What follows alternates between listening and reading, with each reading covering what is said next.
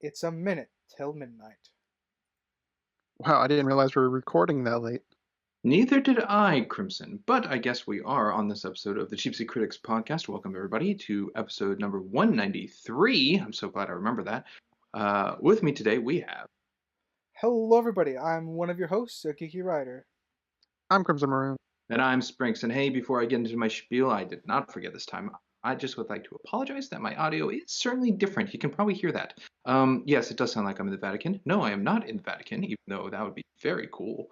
But yes, I'm just in a new temporary environment and it's going to have to be just my audio today. Anyhow, if you're currently, though, in Florence, Italy, lucky you, you can find us over on Facebook, Instagram, Twitter, Blue Sky, TikTok, that I seem to forget, TikTok, as well as the LetterBoxd, where I have our average out numbers and graphs of whatever done or covered, as well as visual side of things on YouTube and Spotify, as well as tons of audio as well, where you could be listening to right now. And let's run into that intro.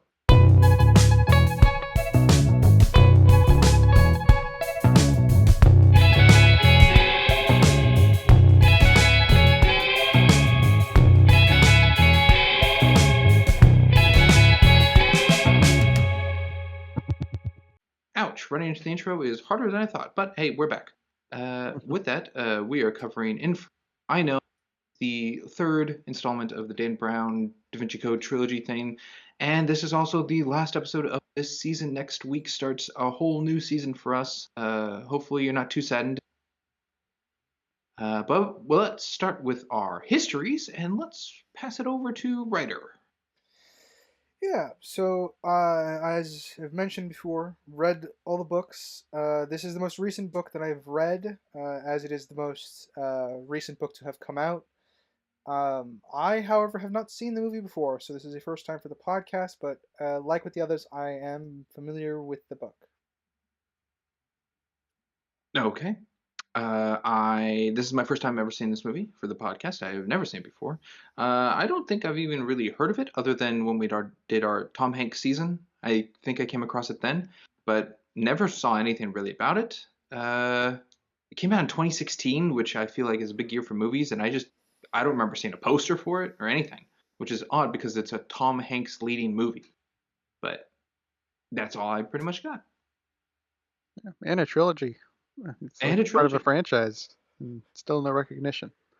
Similar to you, I didn't know this movie existed for a couple years after its release until I came across it at a grocery store in the DVD section.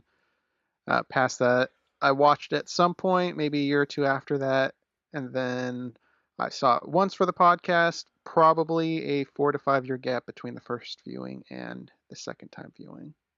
Past that, that's it. It's another Tom Hanks movie. Woo. Woo. Sorry for those who are like, gosh, I'm so sick of them covering Tom Hanks movies. Who knows? Maybe next season. Maybe. Another one. I do find it a little odd that the buzz of The Circle, to me, was more apparent than this movie. Well, yeah, because I at least saw advertisements for Circle. Yeah. I mean, also, I think what the co-star that Tom Hanks in The Circle, I forget her name, Harry Emma Potter. Watson. Oh, Emma yeah. Watson, The thank cast of The Circle, I think, is far more well known than the cast of Inferno. Yeah, I think that's one of the preceding reasons why. Because also Emma Watson's very, very popular. Yeah, and John Boyega just coming off of Star Wars, and Karen Gillan, and yeah, that was a bigger cast, I think. Oh, and why am I blanking on this name? Shoot, Bill Paxton's last film as well, right? Yes. Yeah, it was. So that probably got a buzz too. With that, audience, we're going to go into facts. I got a couple facts here taken off the internet. Take them with a grain of salt, how true or false they may be. After that, we're going to our coverage. We're linear podcast styling up to the end of the movie, so we will not be jumping to the end of the movie. We're going to try to stick to the beginning and get to the end, and then summaries and ratings, and that's where we'll wrap up this episode. But let's go to those facts, those I have. I think Crimson was a little curious on a couple things I had beforehand, but I did not tell him. So its initial release date was October 28th, 2016. So it came out practically like in time for like a Halloween release. which is a little interesting. Got some Halloween visuals, that's for Yeah. sure. I think I didn't, but I should have looked up what else was released or in theaters at that time. I can't remember when Doctor Strange came out, but I know that was after Civil War of 2016. So that's kind of not exactly Halloweeny, but can't remember anything else around that time. Anyway, it has a runtime, which I believe is the same runtime for Angel Has Fallen, which was our previous trilogy's third installment, which is a little interesting. The budget of this film is 75 million USD, which, if I read correctly from what I found, is the lowest budget of the three films. That's half the budget of the previous one. The other one was 150, I think. You know, it's got a box office of 34.3 million domestic, not very good, though 185.6 international, making it a 220 million worldwide. All right, well, I see why there wasn't a fourth one. Yeah, which is quite confusing to something else that I'll bring up later. But Yeah, I know. What are yeah, you gonna see? it's rated PG-13. If it's not clear enough in the movie, they got one F-bomb in there. Not sure it's the best place to put the F-bomb, but that's up for debate. The genres, though, I found this is categorized as an action, adventure, crime, drama, mystery, thriller. All the genres. Quite a few. Well, there wasn't. It didn't have romance. It didn't have sci-fi. Horror. It didn't. It had a little horror. It's directed by Ron Howard. We're familiar with Ron Howard's work that we've had on the podcast before. We've covered Willow. We've called it Teen. Other works of his have been Splash, How the Grinch Stole Christmas, and Solo: A Star Wars. So, And Arrested Development. And Arrested Development. Thank you for the TV fact, TV guy. And I have a couple fun facts here. Only a few I found. First off, the long delay in releasing a sequel was due to Sony's initial plans to adapt The Lost Symbol, being the third book in the installment of the Dan Brown stories. However, the project became too complicated when Ron Howard chose to produce that film rather than direct it, and Tom Hanks declined to reprise his role as Robert Langdon. As a result of this, production stalled, and by the time Inferno was published in 2013, Sony opted to adapt that novel instead of The Last Symbol. This decision brought back most of the original crew, Ron Howard returning as the director and reprising his role as Robert Langdon, and The Lost Symbol was eventually adapted as a prequel mini TV series in 2021. What a slop fest. What the heck? Yeah. I agree. The miniseries doesn't look great, and The Lost Symbol, as far as I understand, it's not a prequel, so that's definitely studio meddling. Yeah, I didn't know anything about The Lost Symbol. Never heard of it. Man, that's. Did you find out why he didn't want to return? I did not. No. No, my best guess is because of the crew being all different for a franchise, but I don't know. Specifically, don't know. But it is confusing, like, little 7 franchise. years between these. Yeah. It kind of reminds me of Scorch Trials to Death Cure of Maze Runner, but that was all because Dylan O'Brien got injured, I think. But that was also a long, lengthy gap between the second and third movie. But it is interesting. Oh, sorry. I was just going to say it's interesting that this franchise off the books is the first movie is the second book, the second movie is the first book, and the third fourth book. Yep. Nothing's in order. Yeah. Ryder, what were you about to say? I was gonna say, I think also one of the reasons he might have declined it is because one of the things that he gets to do as playing Robert Langdon's character, Tom Hanks, he gets to go visit all these places. I don't think Lost Symbol would have taken him anywhere interesting, because now Lost Symbol, to my memory, that's the one I've read the least, and that's the one I read the furthest removed from the podcast. It's been over a decade. That one read to me more like a National Treasure story. Interesting. Well, that sounds good to me. Funny you bring that up, Ryder, because my next fact here is this film, being the second sequel directed by Ron Howard, While filming Angels and Demons back in 2009, Ron Howard declared that he does not like to direct sequels. However, he considered the books not as sequels, but as standalone stories, which is why he agreed to come back for Inferno. Or one of the reasons. Well, kind of makes sense to what I said in Angels and Demons, where you could pretty much just watch the movie by itself. You don't need to see Da Vinci Code. Yeah. I guess you could also say this about Inferno. You can kind of just Pretty watch this by much. itself. They Yeah. don't even Yeah. really reference anything. No. And the last fact I have here that I found interesting, I tried to take interesting facts. Some of them were like, did you know this film was filmed in Italy? It's like that. Oh, cool. I Whoa. would never have been able The to last guess. fact, yeah, I have here is this film Inferno marks the 5th collaboration between Tom Hanks and Ron Howard working together, and the 6th collaboration between Hans Zimmer and Ron Howard working together.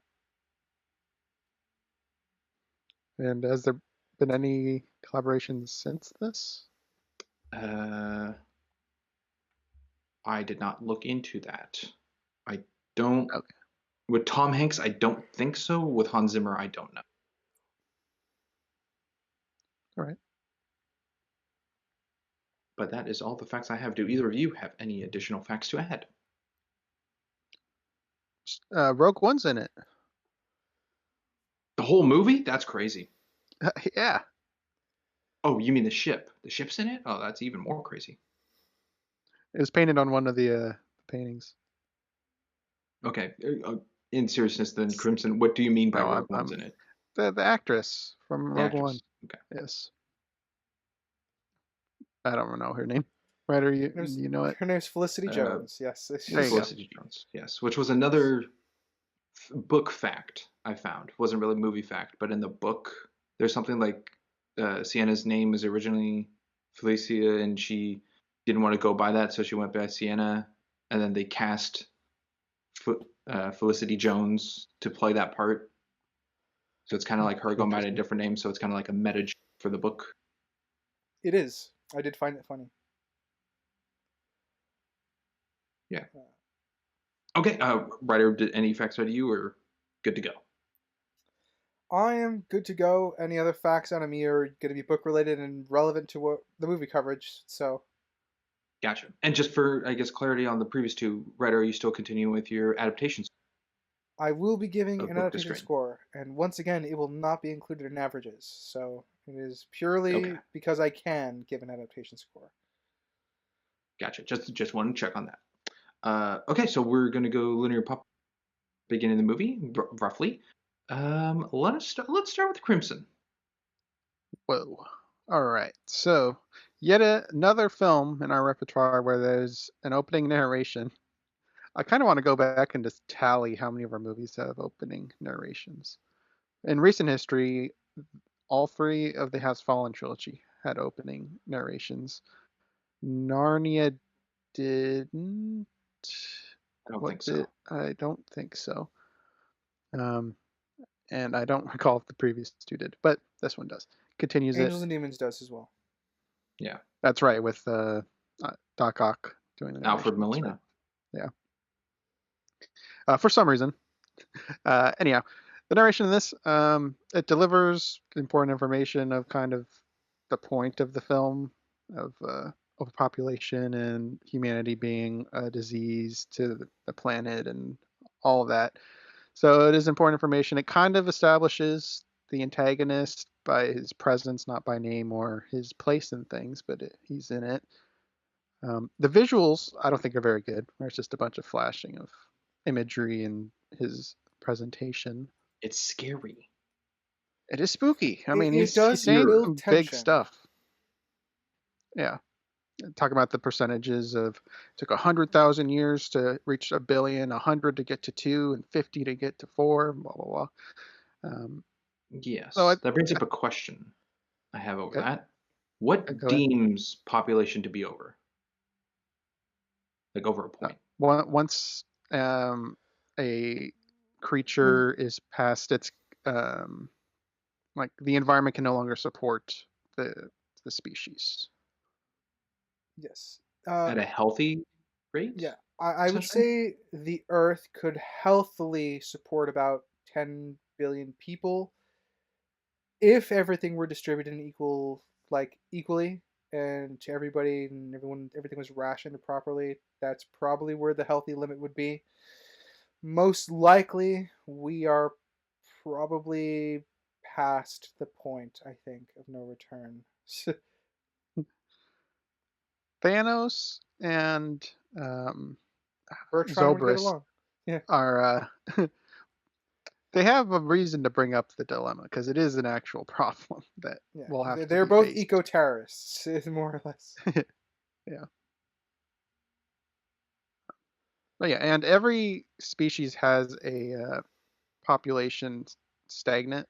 Like it doesn't keep growing. Humanity is like the only species that keeps pushing the barrier because we can innovate and we can fit in any biome essentially. We just have to make it fit us. We are an invasive species in that metric, but there is a limit to how much Earth can sustain our progress, though. Man, I sounded like a villain there for a little bit. Yeah, good job. No, you did great. Is that surprising? Am I the baddie? See, not really. It is an issue that everyone will have to face in now, but Yeah. Isn't the thing now the complaint of like there isn't people having as many children nowadays? I It's like the opposite effect on the news now. Don't get me started on that. Okay, well then with that writer, let's jump to a different point. Well, yeah, what are you thinking? that might be a little too political right now. Okay, I guess I'll start with the question for you, Springs, because it's come up with the last two movies. What do you think of the movie's title? Ooh, great question. Uh, I think of the three movies, this one's the most appropriate Yeah, thumbs because it up. is That's all I about wanted to hear. Dante's Inferno, and that is the discussion point of this movie is the Inferno and bringing up stuff like that. I wish there was a little more either like a hellish landscape or a fire element or something like that, or like explosions or something more of the vein of just the past of what Inferno is, but more to the present day use of Yeah, it. my only complaint is very similar to yours, Springs, because it's only said once in the film, but Zobrist's plague is called Inferno. So I wish they brought that up a little bit more to kind of hammer that home a little bit. Yeah, yeah, a little more just modern age Inferno Yeah, connection, but I do like it. It's more fitting. yeah. It for me is also just based off the book alone. I knew this one was probably going to be the best quote unquote fitting title for you, because it was to me in the book as well. It was the most fitting title. Yeah, it's not sidelined like Da Vinci paintings being a code, and it's not connecting a singular use of Inferno, like angels and demons. So yeah, Since we're doing linear popcorn, are we permitted to do overarching? Crimson, what is your overarching question you have right now? Let's get it out of the way. What do you got? I'm sure there's plenty. I'm allowing it. all right. Postcarding. I'll talk about the watch because we hinted Ah, about it And we're so in the back. previous two. It's back, and now I guess we can debate whether or not its existence or focus is warranted across the trilogy. what's the damn point? It's important. His parents gave Why? it to him. Oh no. Oh my gosh. That's what this watch has been in all three movies? Who It's such a wet cares? blanket. I feel like it's a little disrespectful to the book fans. It's really pathetic what they've done here. The whole, like in the previous movie, he mentioned it's important to him, but he doesn't say why. And then it's important in here because his parents gave it to him. We Parents gave it don't to him. know his thoughts on his parents at all. We don't. Also, I think the way the watch breaks, very, very like staged.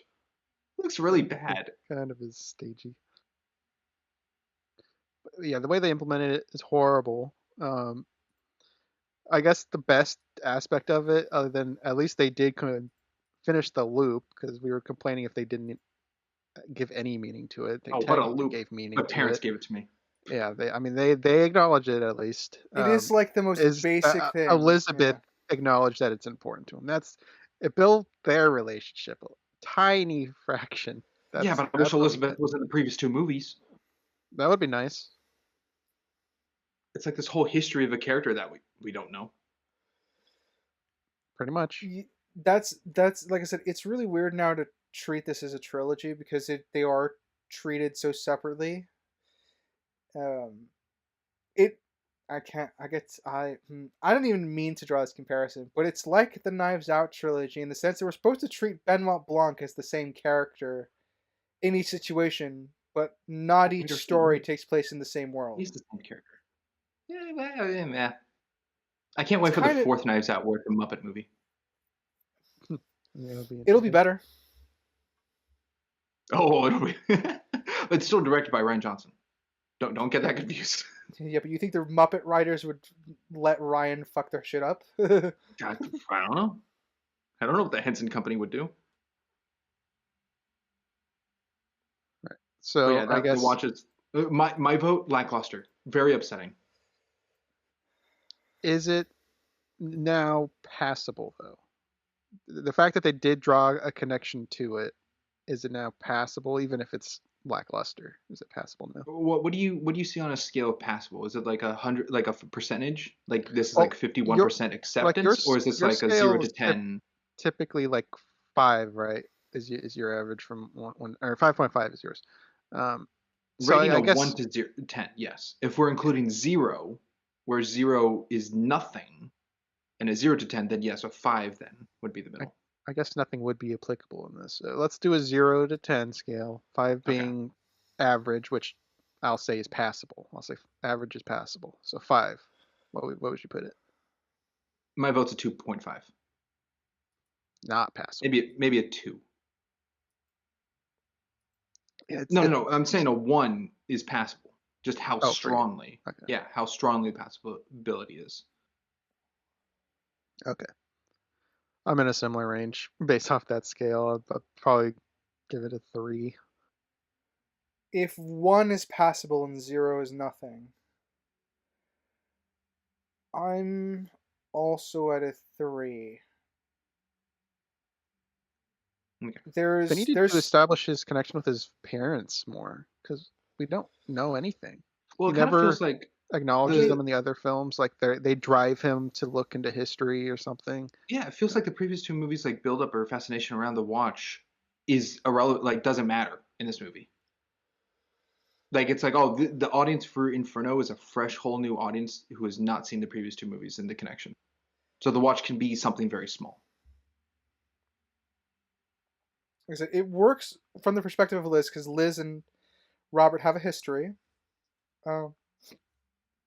But I think it would have been more relevant if we could see, I guess, why the watch is important to him. Even if it's, let's say Liz worked really hard to get it for him. And is able to say, it's like, hey, I remember you told the story about, how the watch is important to you, so I did everything I could to recover it, and I saved it for you. That sort of thing. Like even if we got like bits and pieces of that story without getting necessarily the full context, just something to give us more context as to why the watch is important to Robert Langdon's character.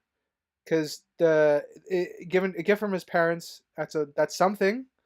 But I think I want a little bit more depth because maybe the parents drove him to, study history, or maybe he got the watch as a gift before his parents died. Something, etc., etc. More context, I think, is what really is lacking here. Just more story, yeah. It's a single line. Yeah. Blah. Okay, I guess then I'll go with a similar presence, Crimson, on an overarching thing. Robert's claustrophobia. All right, state your case. We'll see how this goes. So he does have it in the first movie, in Da Vinci Code. He, to my knowledge, doesn't have it in Angels and Demons. It's like very absent. This movie, it's mentioned, But in the spot where it's mentioned, it's not exactly a claustrophobic space. Yeah, we don't see any visual representation of him panicking, like in the train bathroom or something. Like we don't focus on him stressing in there, waiting on Bouchard. Or Yeah. it's absent in here except by mention. I see it as the context of the line is just to relate to Sienna of like, hey, you have a fear of heights, let me share a fear of my own, versus what you're experiencing right now is what I'm experiencing right Yeah, I mean that's now. that's Yes. what it is. It is supposed to be like, hey, I know where you're coming from. I experienced this. I may not be experiencing it now. That being said, But there's bringing it up definitely a here part. does damage Angels and Demons then. Because this is Yeah, continuing after that movie. this is the weird one because I mentioned in Angels and Demons, if it's in this one, it destroys Angels and Demons. But Yes. they had to do this grayer where it's not technically in here. I wish they said it past tense, like I had claustrophobia, but he says I have it, which now just blows it out of the water. Like, oh, so why? Why do you have it? Why did you throw this line in there? Why? I wish it was just past tense. Like I had it. The show that it could have been cured at any point, where this one is like, Yeah, no, he still has the fear. So, and being the third installment, the second movie, he had it the entire time.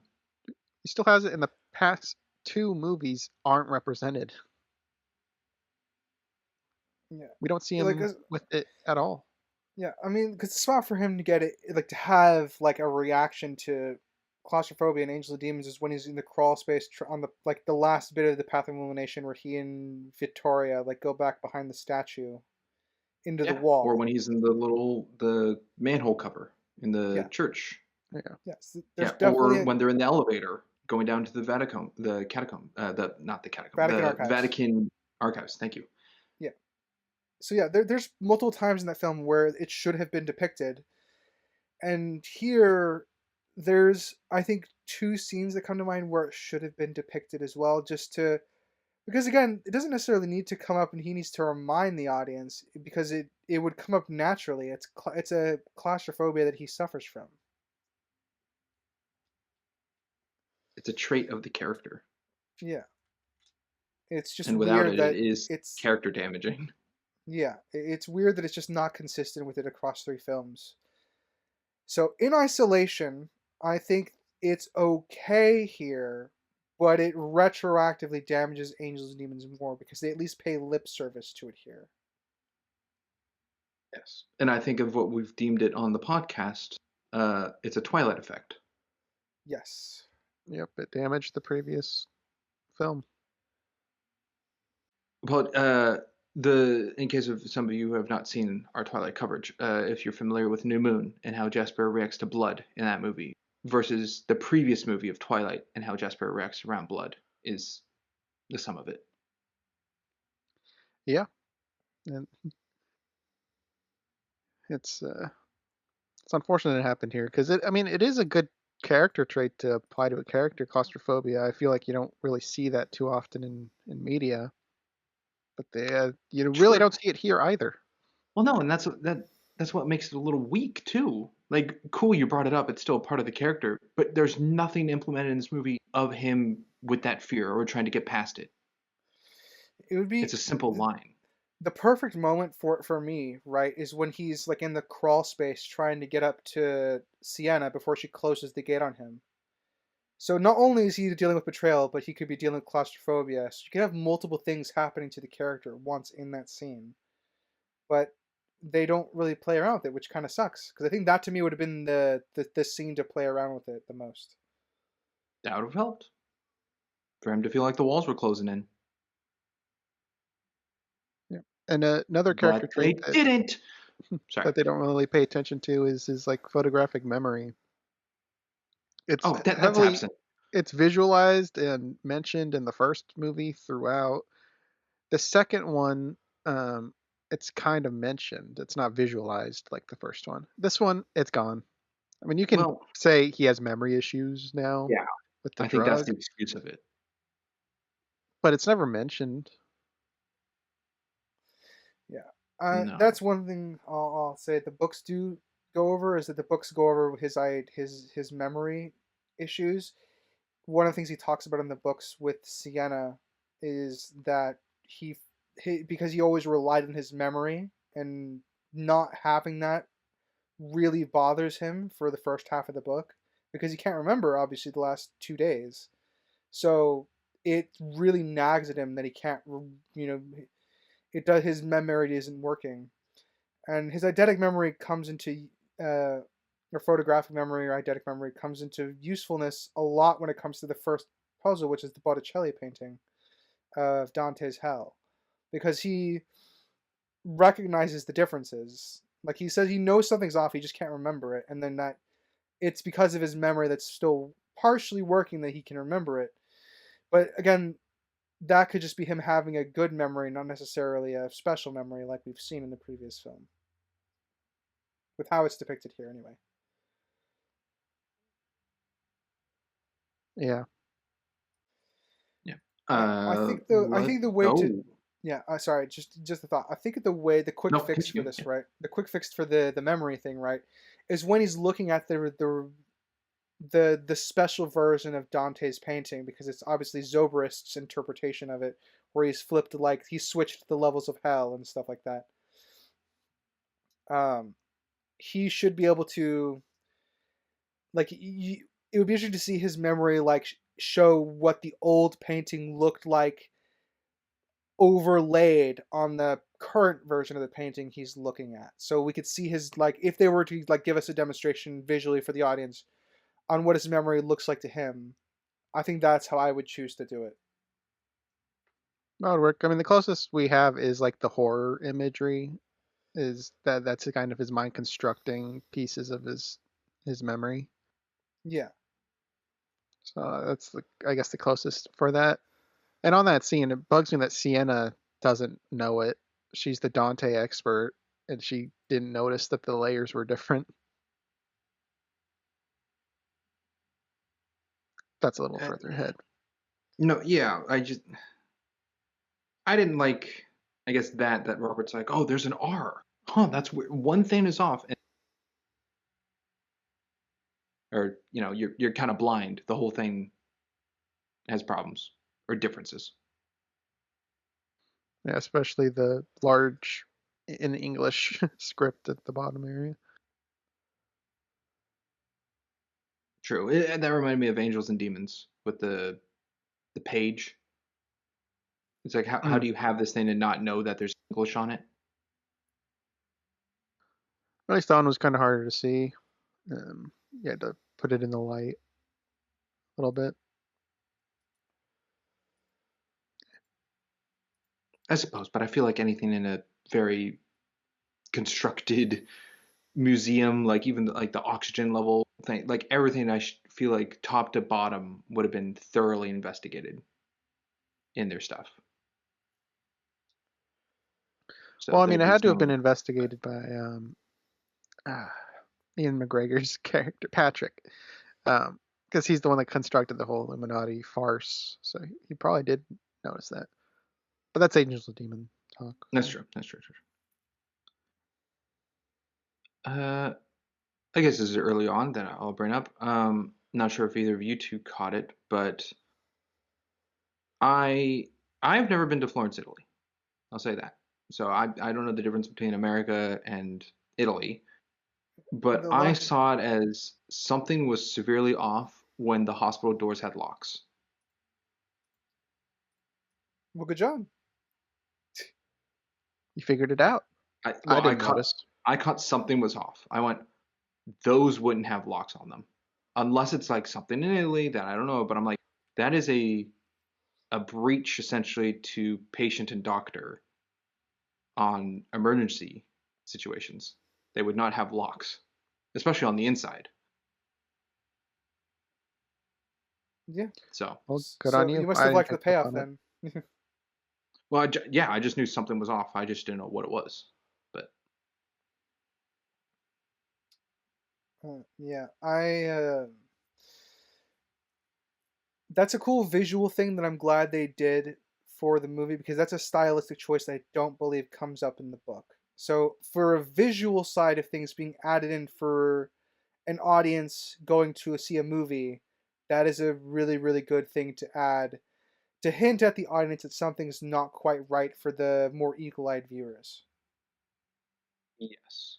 Though on the flip side, I guess, praise for that, everything comes with a fault. The convenience that his room is very furthest for the um, uh, Vinetha, Vinetha, Viantha.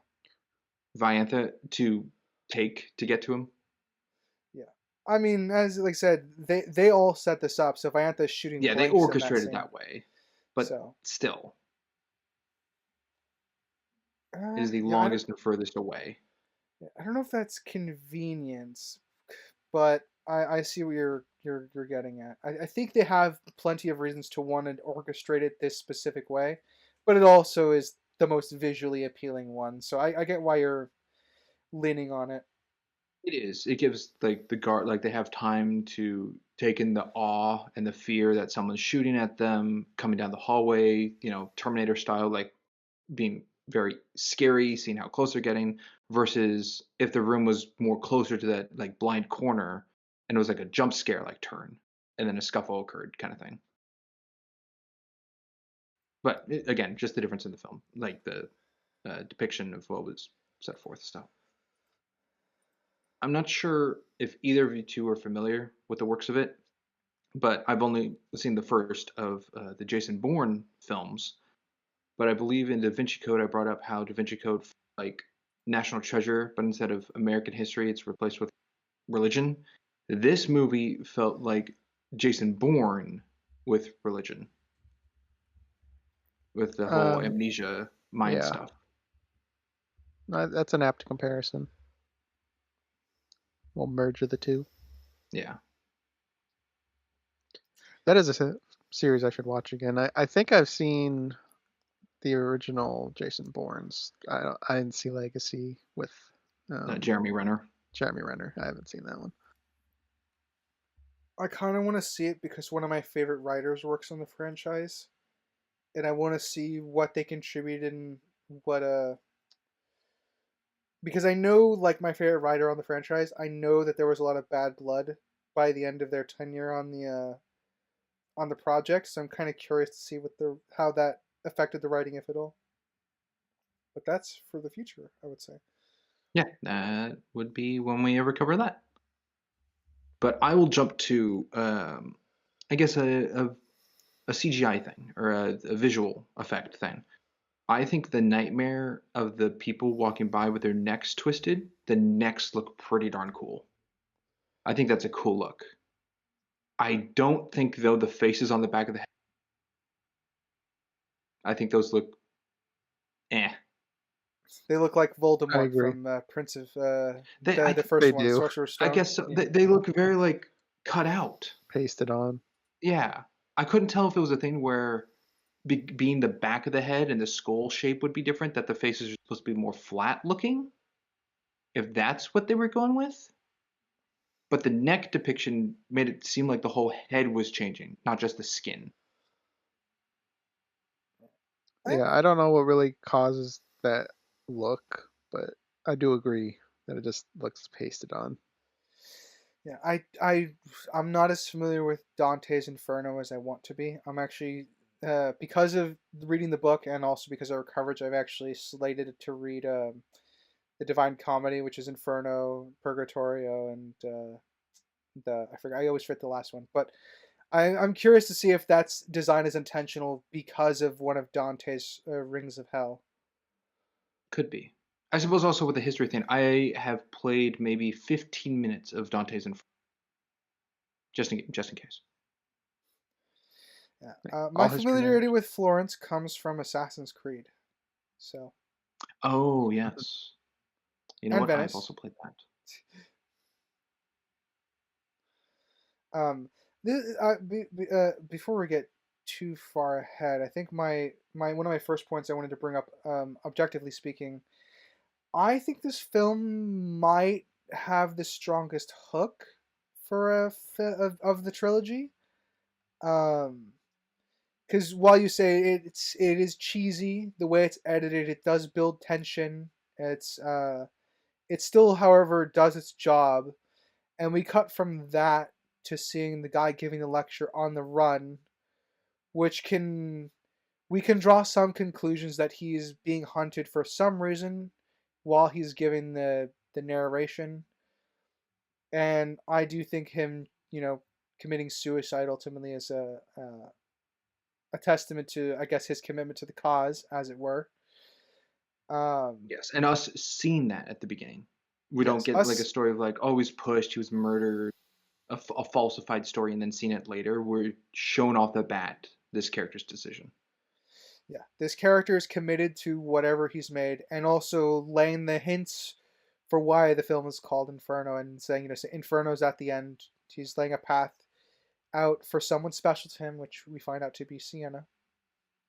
Um, and I think that the opening of the movie here, is a pretty good hook, especially coming in from that to Robert Langdon's disorientation. And like last time for you, Springs, I'm also going to give a negative of this. I think they overplayed Robert Langdon's disorientation a little bit in the scene.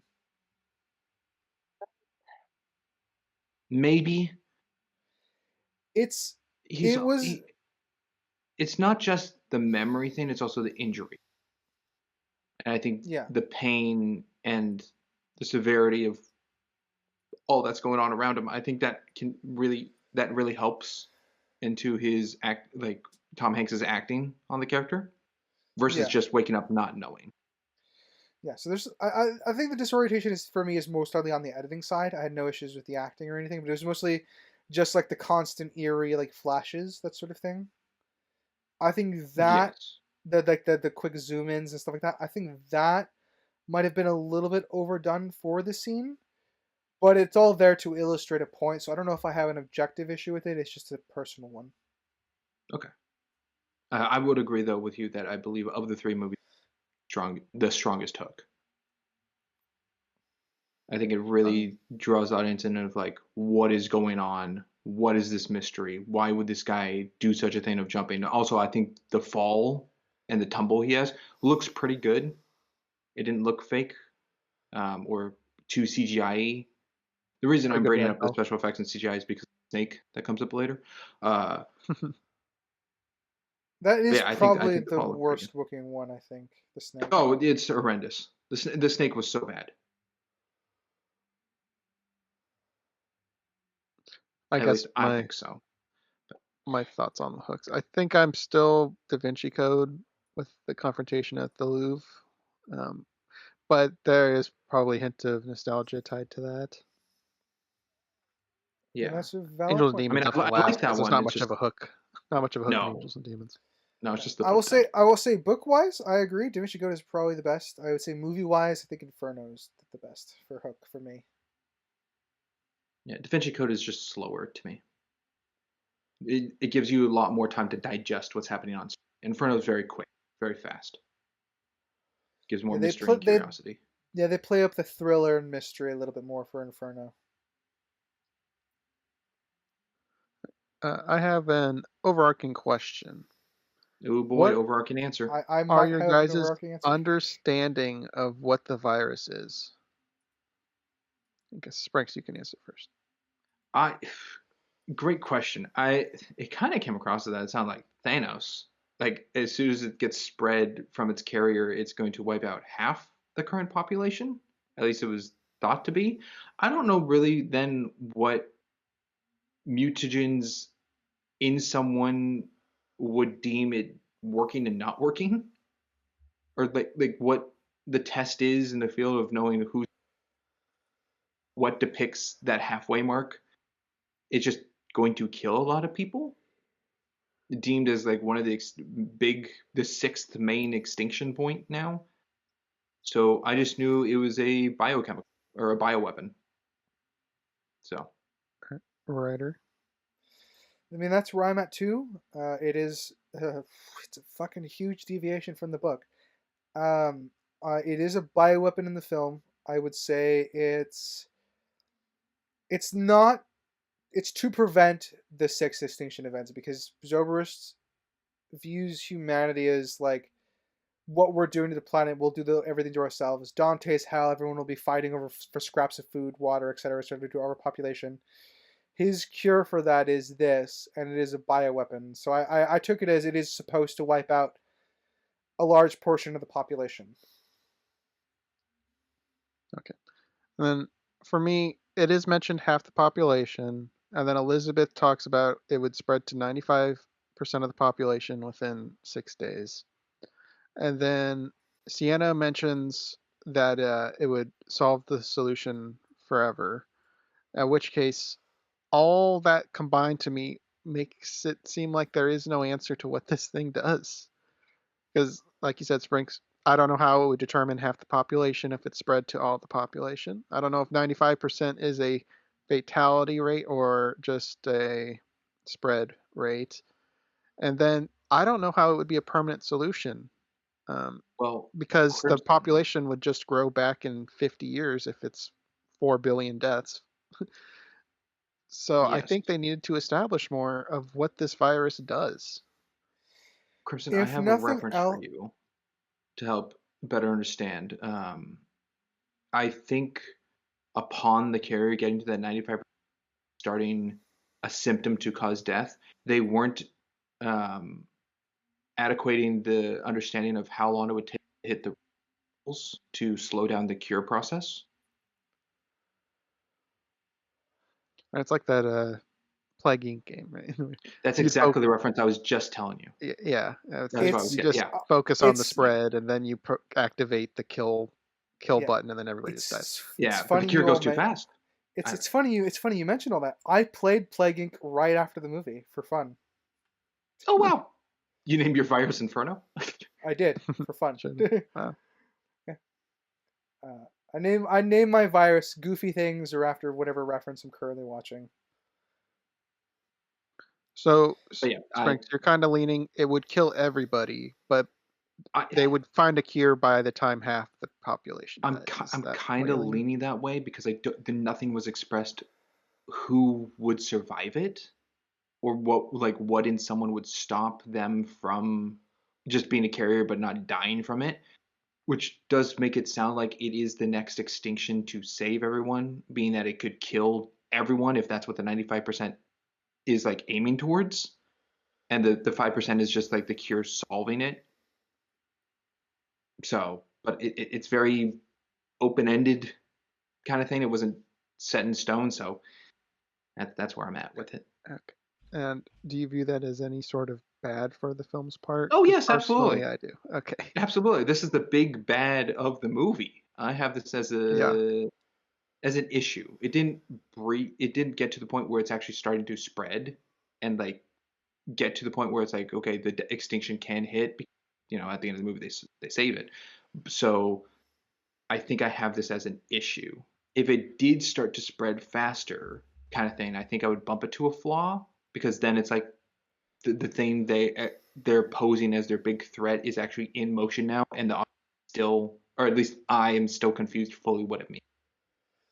So antibodies are a very very weird thing. I'm gonna get some biochemical. I'm a biology student, so I'm gonna get real nerdy for a second.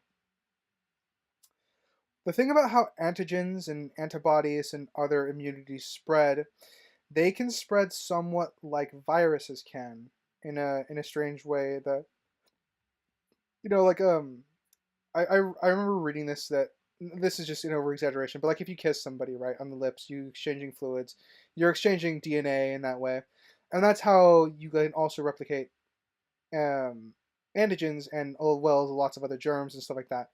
It's a very very like I'm describing this terribly, but antigens also spread. So theoretically, the virus wouldn't kill all of humanity if it's like a super virus. It would probably wipe out 80% of us max before the virus runs out of people to infect and die. And again, that depends on the incubation period. But um, that's kind of where I'm at as well. Hmm, this is where it gets really weird for me because again, it's a deviation of the books, and I do think the books handle this particular part better because the virus in the books is not trying to kill anyone. It's a very particularly pointed plague, but it doesn't kill anybody. Does it, like, sterilize people or something? It sterilizes half the population, and in the book, Zobrist is also a super genius as well, to kind of go with what Sienna Brooks's character is. They deliberately designed the virus to replicate make people to self-replicate and make people infertile, but also so that um, the virus too will also evolve with whatever cures come to combat it, because it's going to be a constant stay and it fixes the population problem and it doesn't cause mass death and destruction. I found the book's version to be a little bit more elegant in that sense. So I think I'm with you guys though for the movie one. I think it's still an issue because we're missing pieces here that I think would help better explain, I guess, what the virus is supposed to do. Yeah, I'm in the flaw problem territory for this one because it's higher. it is the big conflict in this is the race against the virus, but in terms of the film, they don't establish what it does. I feel like that's very important. If it just kills half the population, as it kind of seems they're hinting at, like I said, 50 years, the problem's back. We're just gonna breed till humanity we're back time. to 8 billion. It buys humanity time. If that was and the then goal, she drops that would the line, be more explicit. Yeah. And then she drops the line that it would fix it forever, which would be counterintuitive to how smart we're supposed to believe her and Zobrist. Yeah, fix it forever just means she'll die before the next thing happens again. No, I mean, they think beyond themselves. They think global. I don't think that's the intention of the line. So I think it's a failure in the film. And so I think I've talked myself to a problem that they don't define what this virus is. Top of the top. Yeah. It's important. Yeah, just because I haven't given mine, I think I'm at a flaw. What's missing from me is because it's not like it's an easily solvable problem, if that makes sense. They just need a quick line of dialogue from a character saying that this will buy us time. Like, they just need to edit what she says at the end. Like, it fixes it for all time. It's like, no, this will buy this time to fix the problem. That's why they're determined to follow through with it. Give it to the scientists who actually made it, discussing what it is. That also could be true. Because it's just there. They just have it. Well, I mean, Zobrist made it, right? He's been on the run for over 2 years. We get this in the conversation with Mr. Sims and Liz. Like that, Mr. Sims' job was to kind of hide Zobrist from Liz the past 2 years. And so Zobrist has been the one working solely on the virus. But to go with that, it's yeah.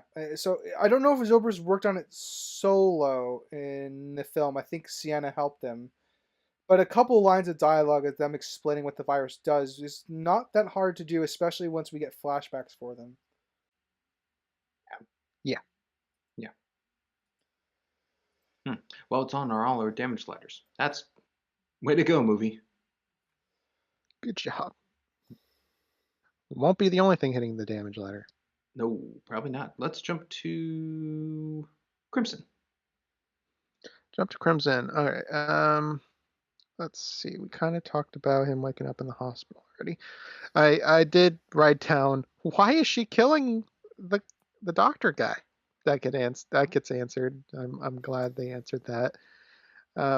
So I think I'll branch it into more of an overarching thing again. I keep doing it. Of her character of Viantha? Yeah. If we can call her much of a character.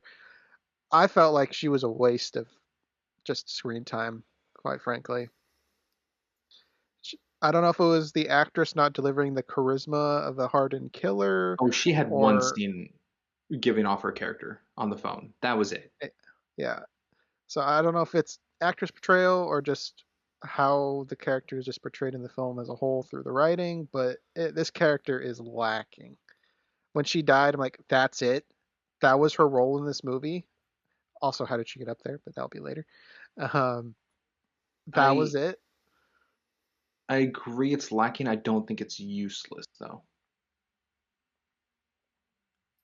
She still That's poses a threat yeah. and is working for someone. She's not just like doing it on her own, a veil. She So doesn't there is a need connection of what she's doing. she doesn't need much. She doesn't need a lot of depth to the role she's playing to just get the point across of what she's playing. Obviously, the But book plays she's a around with her tool. because we get POV chapters from her in the book, but here she's a tool. I do think the script, for expediency, I do think it cuts a lot of her stuff out because you still get the gist of who she is here in the film, and you don't really need to know the depth of her character because she's not as relevant to the story as Sienna and Langdon, and obviously Liz ends up being, and Bouchard to a degree. Yeah. I'm Yeah. just thinking of ways to write her out, and it's like if there was gunshots in the hallway where you don't see her, but you see the guy get shot and they close the door, and then every other instance could just be Bouchard or some other police people chasing them. I feel like she doesn't really matter. There's no personal connection between her and Robert or her and Sienna. She's just a hired gun, essentially. It's just The only all. hints that we get is that she and Sienna were working on the hospital scene together. Like they're both actors for that scene, and then Sienna went off script. Uh, Especially once who the World Health Organization arrives later on at Sienna's apartment as well. Um, this again, it's not useless, Crimson, but I get why you're thinking that. Yes. You know what? It's weak sauce. Very weak sauce. Yeah. Also, I guess, yeah, being my first time for the movie, seeing the timeline of how she's introduced pretty early on to when she dies and how much more it is very underutilized. Yeah. One of the details I like visually for this film is we don't Robert Langdon doesn't go through all of Sienna's stuff, but we could see her like straightening forks. We could see her straightening like up her coffee table, and then as Robert's logging into his university account, we can see like the clip outs that are kind of framed of Sienna Brooks's past, so we get a gist of who she is as a person, and um, so we know that she's a prodigy. We know that she's kind of an outsider, which kind of reinforces how she responded to Robert Langdon calling her what a weird kid, and she's like, I was, you know. She just agrees because to her that's just an objective truth. Yeah. I do like how Robert was observant because that is within his character to observe, especially in his new environment and not knowing what the heck's going on. Her like OCD tidiness doesn't really come into play going forward. I thought it was going to be a kind of a character trait, kind of like the claustrophobia, but it doesn't really matter. It's a good detail to have, but I do wish it did come back because they take the time to show us. Yeah, and her tea's all organized and everything.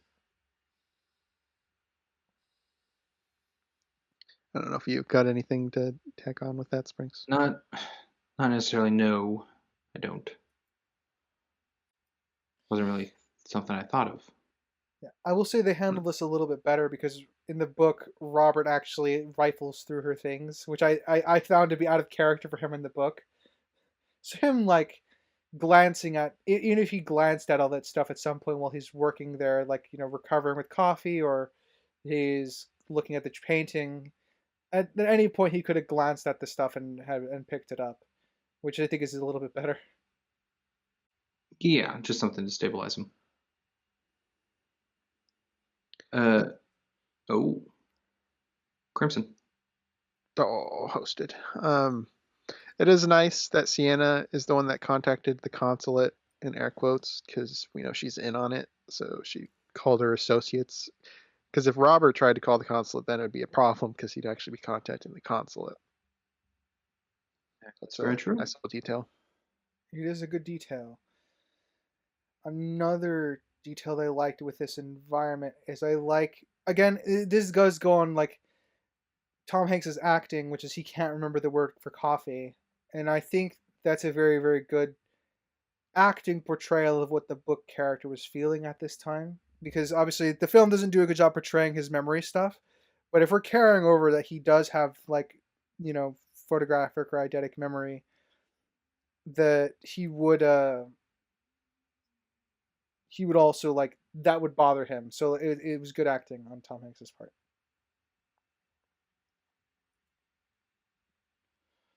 Yeah, I think he acted pretty well through this. I agree. Best he can with what he had. I think there was only one actor I'd say didn't do on par, and that's the curator at the final destination. I don't think he was a particularly great actor. I have a question for you, Springs, because you're the Tom Hanks guy. I think we are the Tom Hanks people.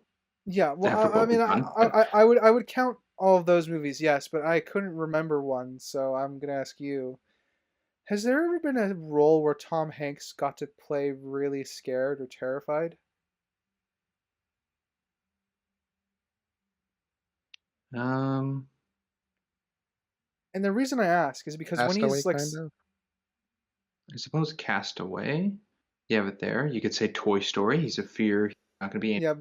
Yeah, but we don't see his face in Toy Story. No, the beginning of Castaway is a good answer.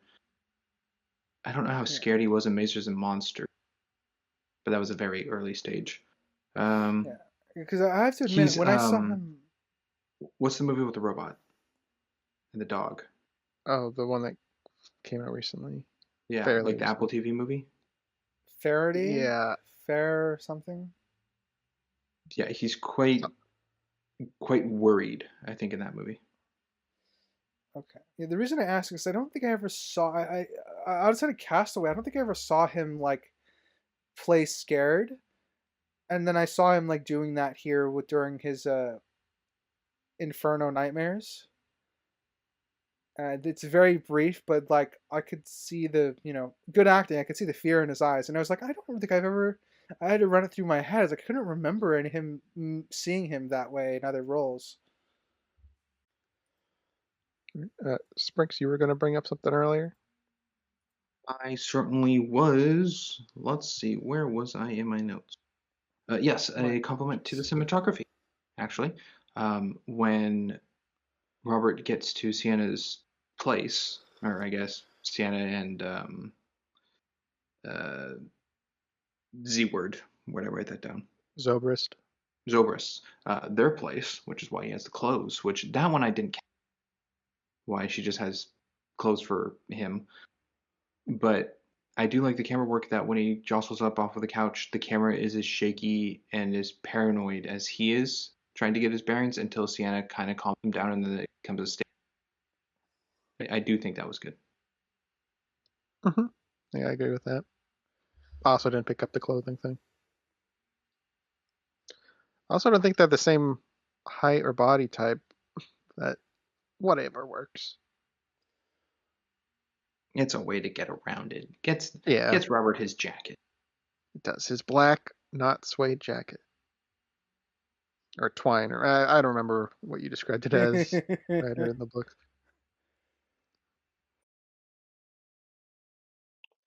Sorry. I guess a historical question for the two of you that I'm unfamiliar with. I could take guesses. I'm not the historian. What are the 5 extinction points in history? I'll let Crimson go because I could fill in the rest. There's a book called The Fifth Wave, which explains those a little bit. I don't recall what they are. I mean, one's the dinosaurs. One was, I think there's one before the dinosaurs of like plant life, and just ocean life remained. Yeah, I knew it years ago. It's gone now, so sorry. Yeah. Well, the Cretaceous is the Well, hang on. dinosaurs. Hang on. I was going to say Crimson reference to a book, which is a little rare. But because you couldn't remember what was in the book, you can't think of one. Well, I said the dinosaurs, and then the one before the dinosaurs with the plant life. Oh, okay. I was just giving you a source I to guess I look misheard into. you. Okay. Okay. I'll list them off. Obviously the most I'll go from most recent to furthest away. Cretaceous. That's the dinosaurs. The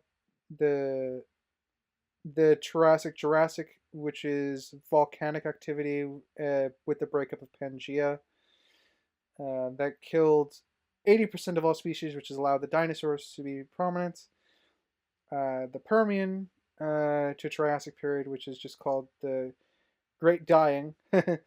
Volcanic eruptions in Serbia caused extreme global warming and ocean acidification, killing 96% of all marine life and 70% of all terrestrial species. So that's what Crimson, I think, was referring to when the ocean life being wiped out and plant life remaining. And then there's late Devonian mass extinction, which is oceanoxia, which is the ocean lacked uh, uh, oxygen, which caused rapid plant evolution, which is also eliminated 75% of all species. And then the furthest one away, which is the Ordovinic mass extinction, which is intense glaciation and rise of sea levels that increased oxygen levels and caused a decrease in oxygen levels. Sorry, and caused 85% of all species, mostly marine life, to perish. I did actually pull up some uni notes for that. I was going to say, I'm surprised you knew all of that off the top of your head. Yeah, I didn't. I pulled up my university notes. I knew the names, but I wanted to give some details. Doesn't hurt. Gotcha. The example I gave, I flipped. I said plant life died, fish survived. I flipped it. Okay. The dinosaur one is the only one I knew. I would have made guesses to like Black Death or the Ice Age, or Not with humans. Yeah. stuff like that. Yeah, mass extinctions are like everything on the planet was wiped out. Black Death wouldn't have been capable of doing that, but Hey, I'm not a human history knowledge. guy. I don't Human knowledge focuses on human knowledge. It's not even a history thing. It's more of a biology thing because I don't know many history buffs who know all the mass extinctions events. Most of the history, funnily enough, focuses on human history, which is valid. There's a lot of human history. Did you have a follow-up point with that? Because you asked the question, Springs. No, it was just posed in the movie, and it's again where we touched on the movie where they say something but they don't explain what they're saying. So I was just curious what they were. Okay. And that it wasn't like a fictitious thing being. Just a fact check. Yeah. Being that I didn't know. So let's go to writer. Alrighty. I do like the detail that Robert Langdon's emails are what gets at least the World Health Organization to track him. Because obviously Sienna is still working with Vianthe at this point. Yeah, exactly. So I like that they have, if you are an eagle-eyed viewer, you can already pick up that there's multiple factions in play here from the beginning. Yes. More so than Angels and Demons, where they reference 3 of them and not there. Yeah. Didn't get to see the Roman whatever sect. Yeah. I will say that this is something that the books play with. The books kind of play it off for a while that all the people chasing after them are working together and not in separate groups. So it's kind of a reveal once the World Health Organization is on stage, Very interesting. Yeah, it's interesting. I think it works a little bit better here because it adds more. It takes away from, I guess, the thriller aspect of the mystery, but it adds a lot more intrigue. So it's again, not it's an interesting choice. I think it works. It doesn't damage the movie in any way.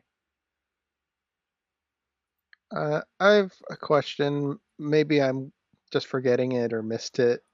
I'm probably just forgetting it. Why do they need Robert?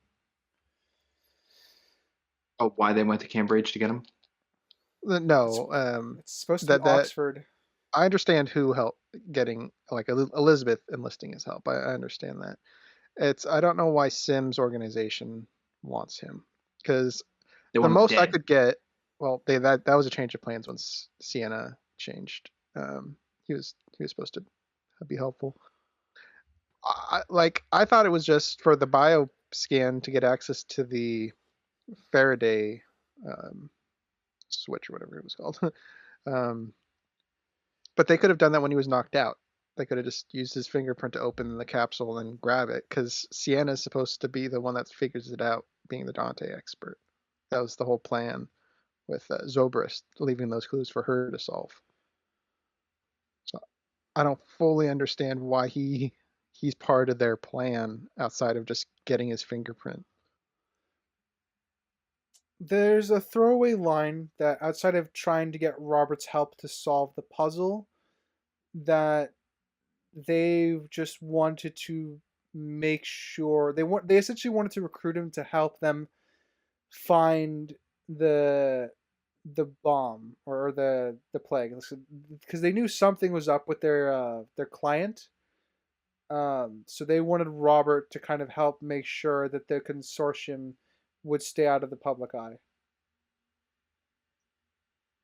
Then why would Sienna enlist their help at that point? She could have just taken the vial and there'd be no clues to find the virus. Yeah, I see I got no answers for that in the film because I do think that is rising to an issue for me in the film because she does need his help, but the film doesn't make that explicit. Like they both What like she's able to do a lot on her own, but they don't make it explicit that she needed his help. Does that make sense? was the virus going to be self-deployed or did it need to be deployed? It was going to be self-deployed. Yeah. She's going to prevent World Health Organization from trying to find it. So if she just took the the device, the Faraday thing, destroyed it, threw it in the ocean, did whatever, there would be no way to find the virus. Correct. That's one of the problems I have with the film. No problem. Top of the top. I mean, I find that as a problem actually. If that's, I That is thought true. that she had to go to deploy it because that's what Zobrist was going to do. But if it's self-deploying, all she had to do was wipe out any evidence to find it. But her trying to solve all the riddles got them to the virus. It's stupid. It's an Edward Nigma situation. The constant trying to outsmart by like leaving clues, but if a person's smart enough, you're gonna get caught. There's no way to like. It's just in the nature of it. There's no riddle of a dead end. Yeah. Again, in the book, her motivation is to also stop the virus, but she wants to prevent the World Health Organization from getting their hands on it because she doesn't trust the World Health Organization either to have the virus. That's confusing. Yeah, So in this, I find it as a problem. it is a problem here. All she had to do was destroy it, hide it, what have you. I agree. Problem.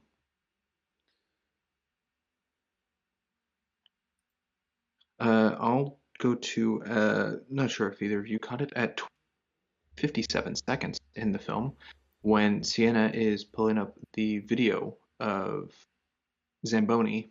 I'm sorry, I don't know his name. Zobrist. Zobrist, thank you. Zobrist and being dead. The I'm I'm slightly leaning it's a green screen shot because it's moving as if someone's like holding the camera, but the shot of the camera of the room is moving and not necessarily what's on the screen moving along with it. it doesn't sync, so it looks like what's on screen is being shown. So I think it's a green screen overlay. But having that video to be pulled up that fast after the events of it happening, not that day but prior, I, I don't know where to lean on the capability of finding that.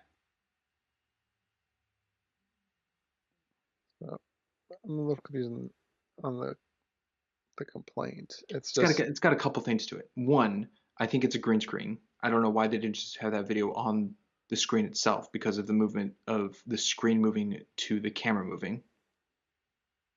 It's like that. It's like a still image look, but because it's green screened, the laptop's moving because the camera of the scene's moving. Usually, movies make them green screen to just minimize any risk of glare or reflection. Yeah. So it's pretty standard practice. But you're saying they didn't edit it properly to where It didn't. It kind of looks floaty. It looks right? floaty. It's moving, Yeah. kind of like that. I don't know what else to call it. The Chowder effect from the Chowder TV show, where the background on the outfits like move with it, kind of look. Yeah. It has a bit of that, but also just having video footage that doesn't look like it was filmed by someone on like a bystander on their phone kind of thing. Like actual footage of a death like that to be publicized and found. It's either she had that video herself that she had footage of, or she's on like a live leak site or something. I'm unsure because I know some countries are less censoring in their like news I also media don't know than if it's an others. Italian thing, but It's like US, you don't really show the graphic stuff unless it's live. Then you kind of can't stop that. But this was already of his death, so yeah, I don't know if Italy's more lenient on showing graphic stuff on the news, or if it's some back site that's just she found. I'm not sure. I don't think it's her own footage. no, I don't think she had time to get that footage on her own, or someone to give it to her.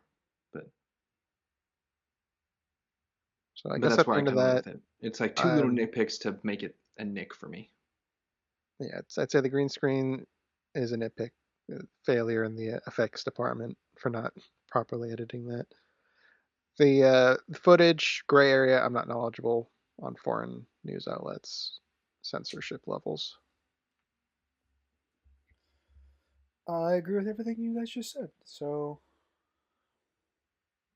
don't really have anything to add. Okay. So it's two nitpicks for you, Ryder? Yeah. Okay. With that, let's go to Crimson. Fiat! Did I scare you guys? No. Blatant advertising for I the gotta go Fiat. change my pants. Sorry about that. I don't know. Joke's on you. I'm wearing the brown pants. I get that reference. No, It's Fiat. It's pretty a pretty obvious advertisement there, and I don't even know what they really did. It looked like a rent-a-car or something. She put her badge over the window and unlocked it or something. Yeah, they have that is a thing they can do. They got like rent-a-cars in the same way that some cities have rent bicycles or rent scooters. Scooters. There are some cities where you can just rent a vehicle. Yeah. So it was just a blatant advertisement. That's not necessarily a bad or a good thing. It's just something I wanted to bring up. Yeah. Shoot. It's close to this that another detail I liked was calling the consulate and then being like, oh, we'll send someone over. And then the next scene being Ricard in his van with the team being like, hey, we got the IP signing into the email and we got it going. Feels like with the context of the audience not knowing that team is the consulate team. Like this is who they're sending by the information that was given. When in reality, it's a separate connection team picking up the same thing. And I thought that was very cool to play into like a mystery element to the film. Yeah, like I said, it's Yeah. definitely What you're seeing on it's screen still functions, but it doesn't have to be one to next as an answer. yeah, it's setting up the functionality of that two groups are more than one group. So you can see that they're connected, but you could also see how it's potentially not. You know. Yeah. I just thought that was a good thing to add to a mystery movie. Ryder, why don't you take us away to the next one? Alrighty.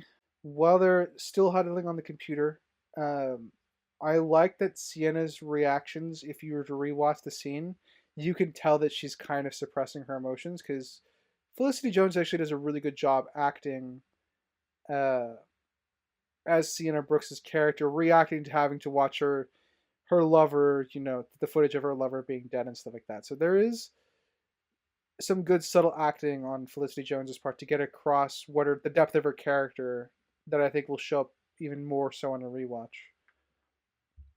if anyone chooses to rewatch it.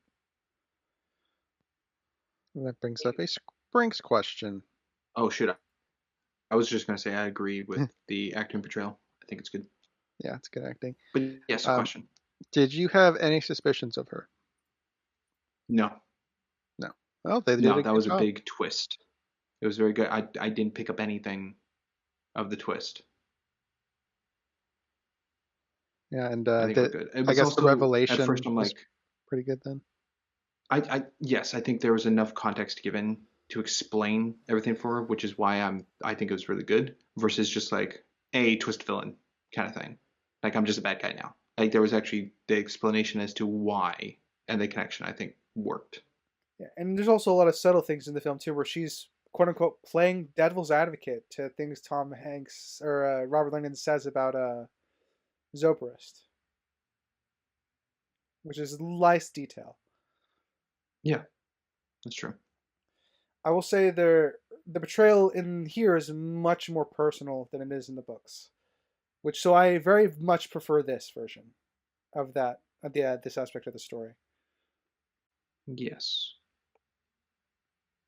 Not sure the two of you caught it. At 39:18, there's the scene where they're running away from a drone, and a drone's like chasing them.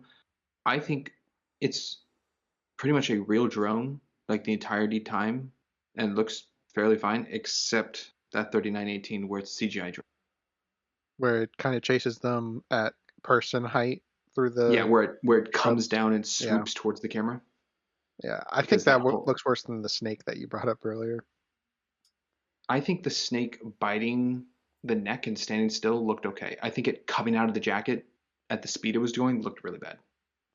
Yeah, I don't think you're allowed to fly drones at person height in the garden. That could be it. I remember being. Sorry. I just had on the CGI of the drone being fully in focused the whole distance of that shot. It didn't like start blurry far away and come into focus to the camera. Yeah, they could have worked fully in focus, so it did look really off. But yes, Ryder, please go ahead. No, then that's. I don't really have much to add other than that. Oh. Yeah. Sorry, I cut you off. I didn't realize we had the same point. Yeah, it's okay.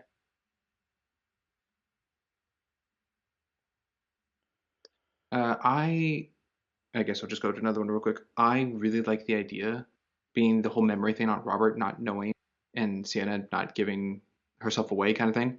The idea of a tension builder. Now that like they're getting more to the mystery, what's going on. So like the amnesia and like who's this? What's going on? Why am I here? Dulling down a little to spice it right back up to that is bringing up Robert saying, "Am I the character?" Like the thought of that. Yeah, remember him being injected. He's like, "I'm showing interestedness. What if I'm the carrier?" Yeah, I love that. I think it was a nice like twist, like back into it again of like, oh my gosh, what are they going to do now? How is he going to? How much time does he have? Like just adding from the low point because it's not necessarily like what was it the previous movie? I think it was Da Vinci Code. Yeah, the previous two movies where it's like talking point action, big talking point action. This movie feels like big action mystery and then it slowly, gradually goes down. It doesn't really, to me, change a scene, Yeah, it doesn't like wind change a down whole all the way, but tone. they wind it back a Yeah, little bit. and then they go back up the roller coaster. I'm like, oh, that was. I think that flow. Sorry, spoiler. To me, this movie is the best paced out of the three movies.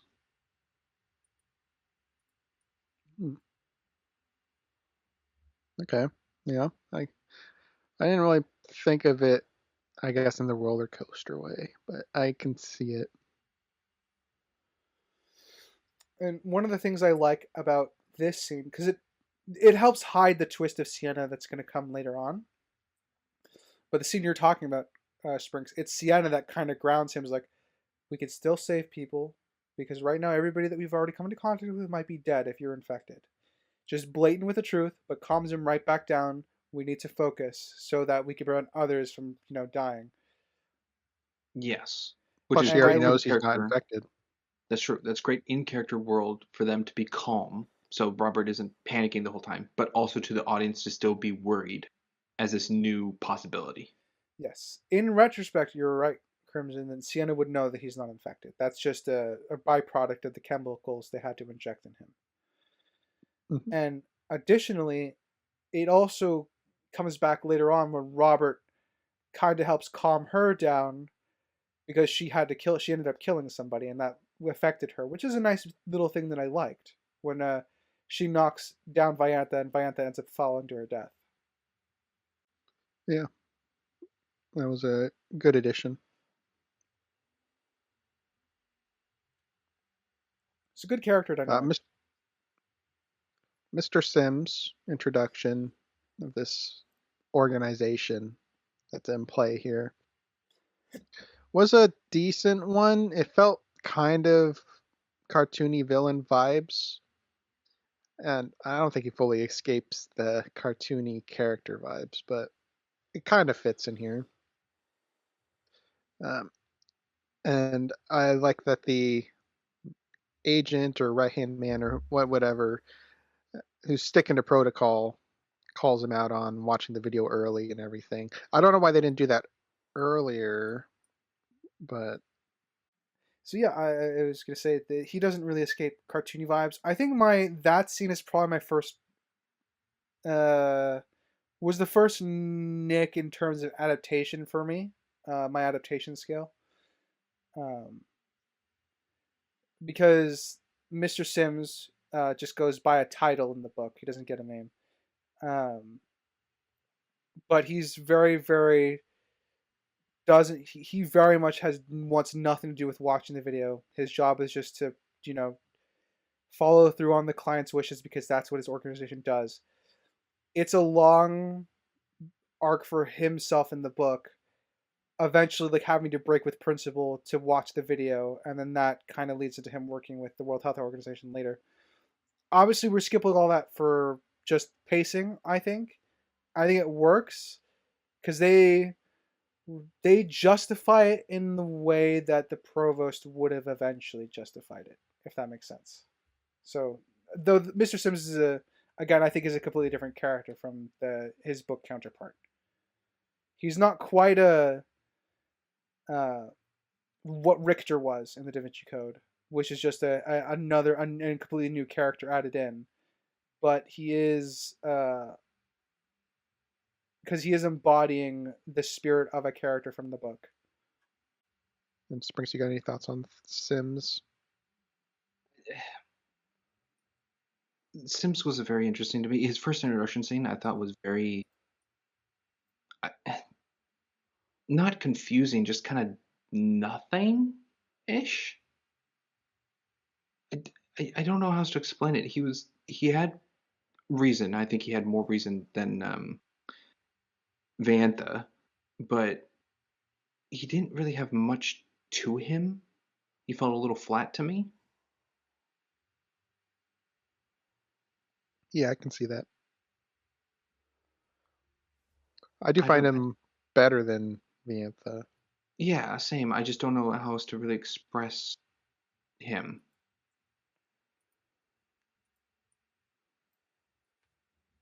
He's very calm, but it doesn't come across as like intimidating. I agree with that. He doesn't feel like a Nick Fury, which I feel like he kind of should be. I suppose so. Yeah. Kind of a stern leader, principled, but Yeah. also can do cool assassin stuff. Crud, why am I blanking on the name? I want to say Stilton. That's not it. The guy, the Hydra guy, with the Staten? glasses. Staten? The one who sits with The bald one? Phil Col. Yeah, who sits with Phil Yeah. Coulson. Is it not Staten? Is it No. Staten? That doesn't sound right. We know what you're talking about. Okay, Yeah. that guy. Mr. Sims feels more like that guy when he should be more. When he should be more. He feels more like that than Nick Fury. Check out our coverage of the MCU Phase 1 shorts and Agents of S.H.I.E.L.D. pilot coverage. A very weird episode, but yeah. Yeah. It was. No denying that. To contrast really into like Robert Langdon's fear, the flash cuts to like the people in hazmat suits and then all the body bags outside of the courtyard that they walk through to get inside is a very, very like good imagery to what Robert's thinking about as when he's concerned he's the carrier. Yeah, I feel like a lot of the visual imagery, the visions are on the repetitive side. We do get a lot of repeats. I would have liked if they maybe spaced them out a bit more. Because how many times do we have to see the woman with the veil? You see it a lot. Yeah. Do you see quote unquote Elizabeth? Yeah. Which is weird because he has this whole history. Yeah, it's weird. History. It's weird. I agree with that. There's a bunch of book stuff I want to talk about regarding that, but that is not relevant to the movie coverage. I will say it is weird for the movie though that that he doesn't see Elizabeth's face, and it's not as well paced out because obviously this isn't a book; it's a film. Because the memory thing happens to Robert as he's like trying to put pieces together in the book. Gotcha. Okay. Which is why I think it's there in the film. But because it's faster paced, I think it does come across as a bit repetitive.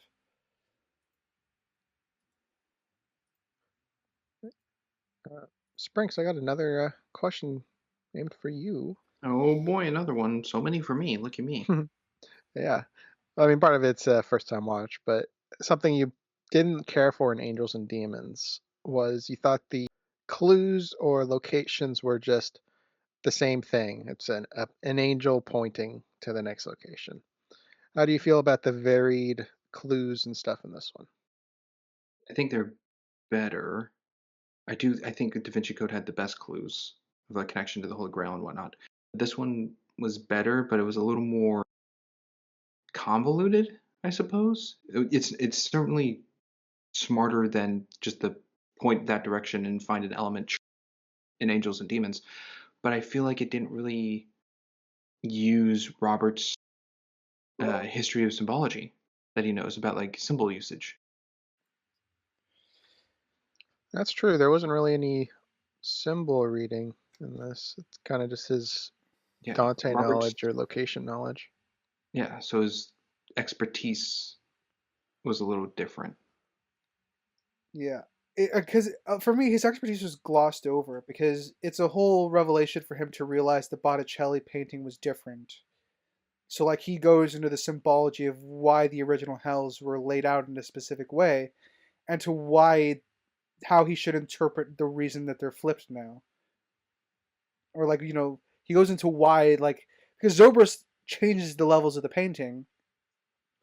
And so Robert kind of infers something from the symbolism because of that, which is, I think, sorely lacking here for the film. Yes, I think it's okay more so in this one than Angels and Demons because this one he's chemically drugged with an amnesia effect, so his memory's all over the place, which is why I'm also fine with him the horses, he wasn't buried here, he's in Istanbul kind of situation.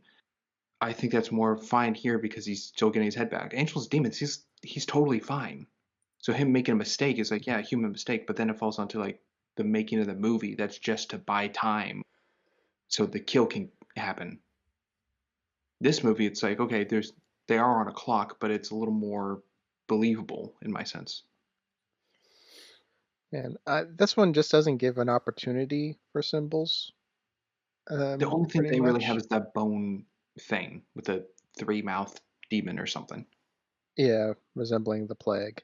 Yeah, that's about it. Yeah. Everything else is just riddles. Yeah, there's a lot of Dante symbolism that's obviously added in the book. They don't play around with it as much here in the film, which sucks. I actually figured out the best way to describe it without having to delve too much into book knowledge. You know Mr. Sims's character? He is more like the assassin in Angels and Demons. That's what Mr. Sims' character was in the book for Inferno. Well, that's You mean definitely Paul different. Bettany? Paul Bettany's guy? No, No, the Angels silent and hitman guy. Well, not silent, but Oh, Angels and Demons. Gotcha. yeah. Yes. Very, very principled, won't kill specific people, and like just there to do his job. That's kind of how Mr. Sims acts in the books a lot more. He is very much has that attitude that the hitman has in Angels and Demons. Ooh, then I don't know if I would classify that as bad casting. I mean, it's a different portrayal overall, is what Ryder was describing. Yeah, but it's a very different Okay. portrayal here. What we're getting, like as I've said, Okay. the character. Yeah, we're getting a different character, but they still are supposed to have some crossed over traits, and I'm trying to get across to you what the provost is like in the book, because he just doesn't have a name in the book. Mr. Sims doesn't have a name; he just goes by the provost. That's his title, and he just acted a lot more like the hitman in Angels and Demons. So that would be how I would describe that, how this character was portrayed to the book readers.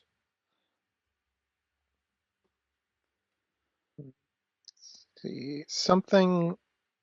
Assuming we're done with that, I can move somewhere. Yeah, I got nothing more to add. Yeah, I think I'm okay. Something I think wasn't the wisest to portray was you have Zobrist, I guess, training Sienna with riddles and stuff with the necklace. And she says it's easy. He's like, it took 3 days to do it. She figured it out really quickly. But then this one, the Dante puzzle, the Inferno puzzle, she couldn't do. Robert had to do everything, pretty much. So it kind of seems a contrast to the established character that she little, can solve his puzzles easily, except this one. but then she could solve his. With the example where he's like, "Oh, there's an R," and she goes, "No," and you're like, "She solved that one." It's an anagram. So I feel like it's less teamwork, and it's more like, "Hey, I found one little thing," and the other person's like, "Oh, I'll get it for you." Well, I mean, she's supposed to be a prodigy, so I don't have any issues with her like helping to solve the riddles at all. But I do wish there was more. Again, one of the things that I think this lacks compared to the book is just more of a Sienna needed Robert to get to Inferno. I guess at its core, I still just don't know why she needs him. If there was a Yeah. line or something that she knew that the mask was stolen by him, and she needed to know what was on it, then she needed him to get the mask. Makes sense. Totally on board. That is never established in this, that she needs him for the mask because it's been stolen. Because the museum didn't even know it was stolen. That is Somehow. established for the book, but not here. One of the reasons Yeah. that Sienna's enlisted him. Yeah. Yeah. We brought this up in Da Vinci Code for a different point here that I'm bringing up. How do you guys like that this museum has cameras? That was one of the most awkward scenes I've ever seen in a movie. I was so uncomfortable. Like, oh my gosh. They're seeing him stealing while he's the one that pointed it out to him. It's so awkward. It's better But here on your than it is in point, the book. it makes sense to be here. Unlike the Louvre, who has no cameras, as your point being brought up. That's my, yeah. I enjoyed that they had cameras. It was a very awkward scene, kind of a little bit funny in the awkward way, but yeah. Oh, I think it's so funny. Yeah, her just going, Professor, you I can't, Professor. trusted you. Like it's Professor- happening in the moment. It's good. But it also shows something that Da Vinci Code did better with security, and that's alarms when the art is being interacted with. True. But then again, this one was not their own art. It was donated. That's even more reason to protect it because they're liable for Oh, loss of you got me or there. damage You know to what? property. You know what? Wrap around. Yes.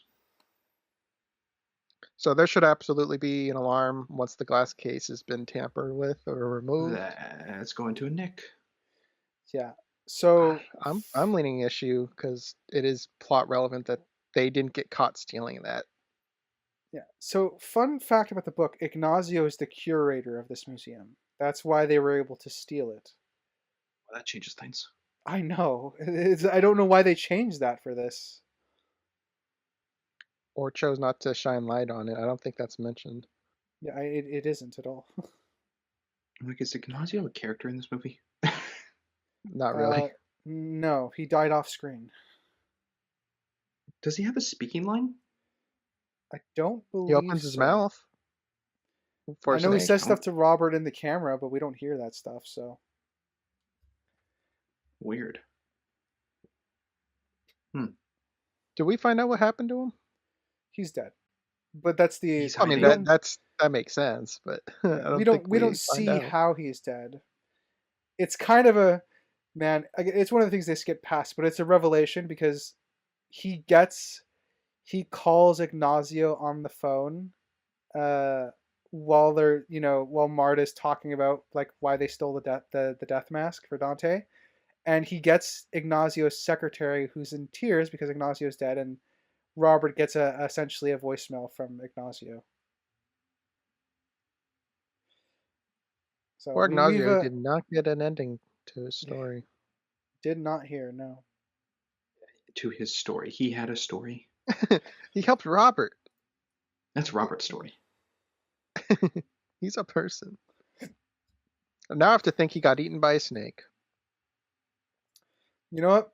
Ignazio's a removable character. Ooh. I'm not With I'm him not there. not being I'm with not him there. not being established as the curator in this, he might actually be removable. No. You would have to change more. I think the only thing What's we need to his change is where involvement? he gets the paradise information, right? Well, the email would have to be someone else. Would that be Elizabeth? That makes sense. It could make sense as Elizabeth, yeah. But Robert Yeah. would be less likely to run knowing Elizabeth's involved. So Yeah. It would change too much, I think. Yeah, maybe, yeah. He sucks anyways. I mean, sure. He's just Just bugs so me. middle for me. He's got nothing. Just bugs me that he doesn't like. He's such a non-character. Robert never brings up what happened to him. No. He just goes, okay, he's safe. And then he gets the mask and he goes, well, the mask is. Or I guess he helped hit it in the baptismal font, but that's it. And I feel like it's pretty important to know if he's alive or not, and if so, what happened. Because he could be doing stuff in the background if he's alive. Yeah, I think I'm leaning he's dead. Because there's nothing else of him. And the only thing we have is Robert seeing him die in his visions. And that's the logical conclusion, but that is not the established conclusion. It's We not. get nothing. I guess that's a question someone should pose to Ron Howard. Or maybe even Dan Brown. I don't know. Just be like, is he alive? Where's he at? What happened to him?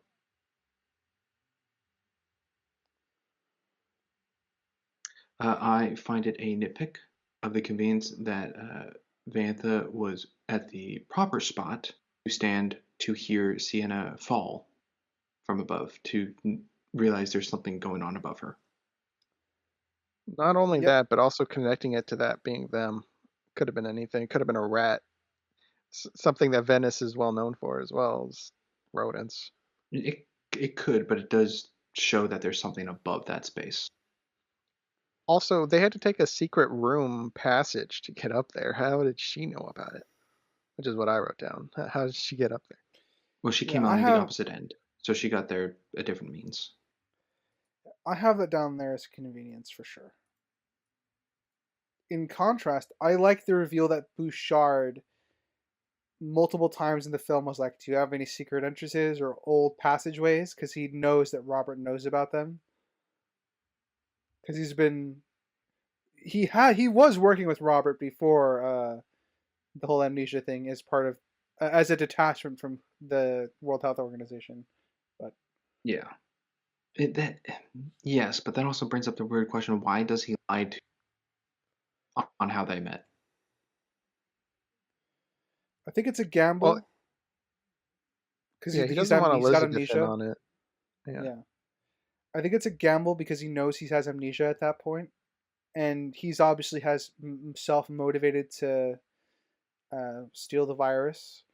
So I think it's a gamble on his part, but it makes a sort of sense because his ultimate goal right now is to get a hold of the virus to sell it. So by lying that it isn't Elizabeth, it excludes her from involvement, and he further casts suspicion on Elizabeth uh, from Robert's point of view because Bouchard doesn't trust Elizabeth, even though obviously he's betraying her. But that's how he comes across to Robert.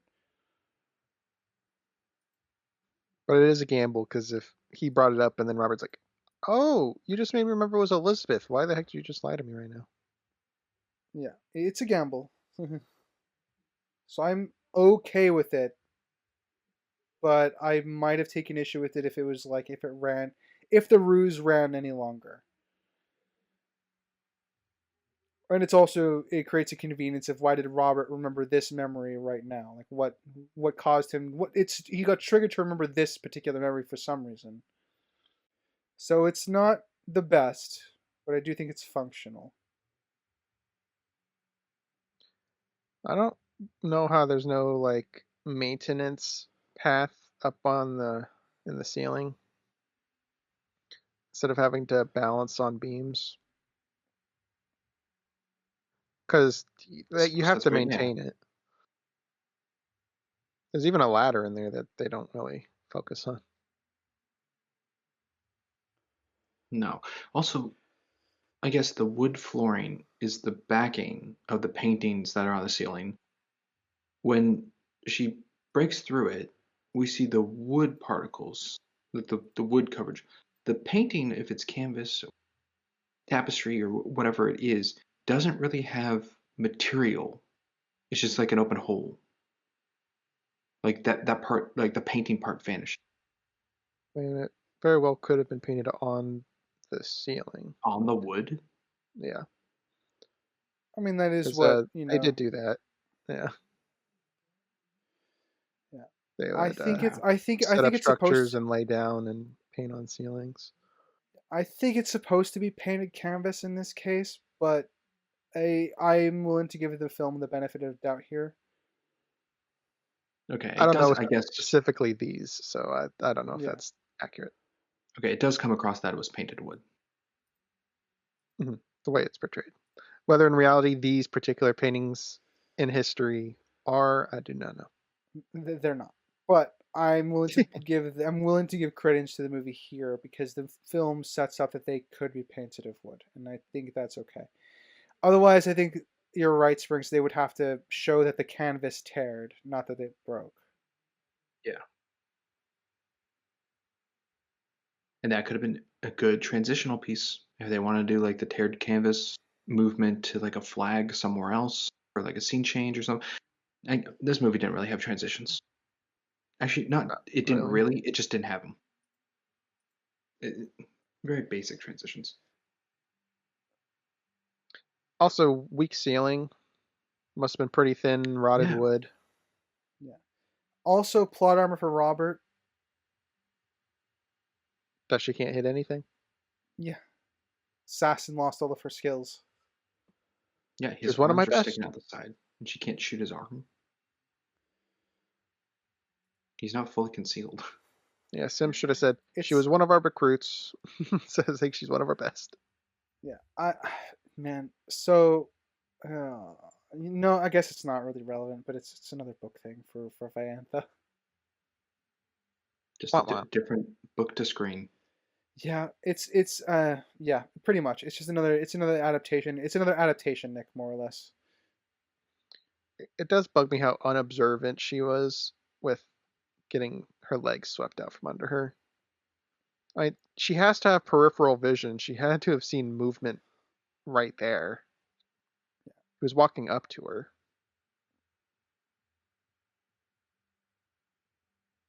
But hey, Yeah. she's gone now. It don't matter. Also a No, it good does looking matter. fall. Don't be. Hey, well, careful with that. It does matter. Don't matter. That's doesn't matter her, she's dead. What is it? Yeah, good fall, just like you said with the Zobrist. He had a pretty good looking fall. I think she had a good fall. She had a good like dead look too when Elizabeth took her photo. She looked damaged. She didn't just look like a person laying on the ground Yeah. like a lot Yeah, of movies show. for PG-13, they didn't like hide that, like, oh, she's fine. No, it was Yeah, you would take fall damage. We're gonna show Bruised, that. her jaws like partially disconnected. pool of blood. Now it's not like, no, that's a bad example. Never mind. You said jaw disconnected, and my mind went to like how Vecna kills people, but No, it's not that vicious. no. Is it jarring the way Bashar just decides to introduce himself to them? Because it feels like something he could have done earlier, or was this just his opportunity to break away from the World Health Organization? It feels like a scene was there that they deleted. It took out of him being like, I'm gonna do the one man thing to try to build trust or be the inside guy.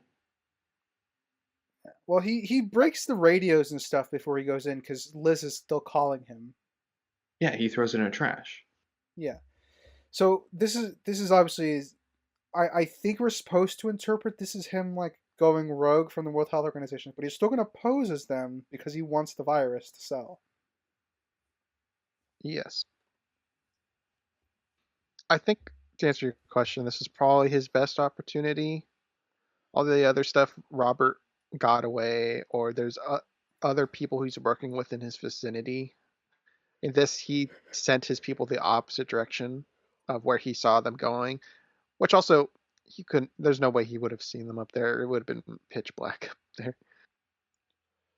Yeah, I think he But just guessed, which is fair. Characters I are mean, allowed to guess, but we see that he looks and can see them going that yes, direction. yes, that's So then he true. instructs his people to go the opposite direction.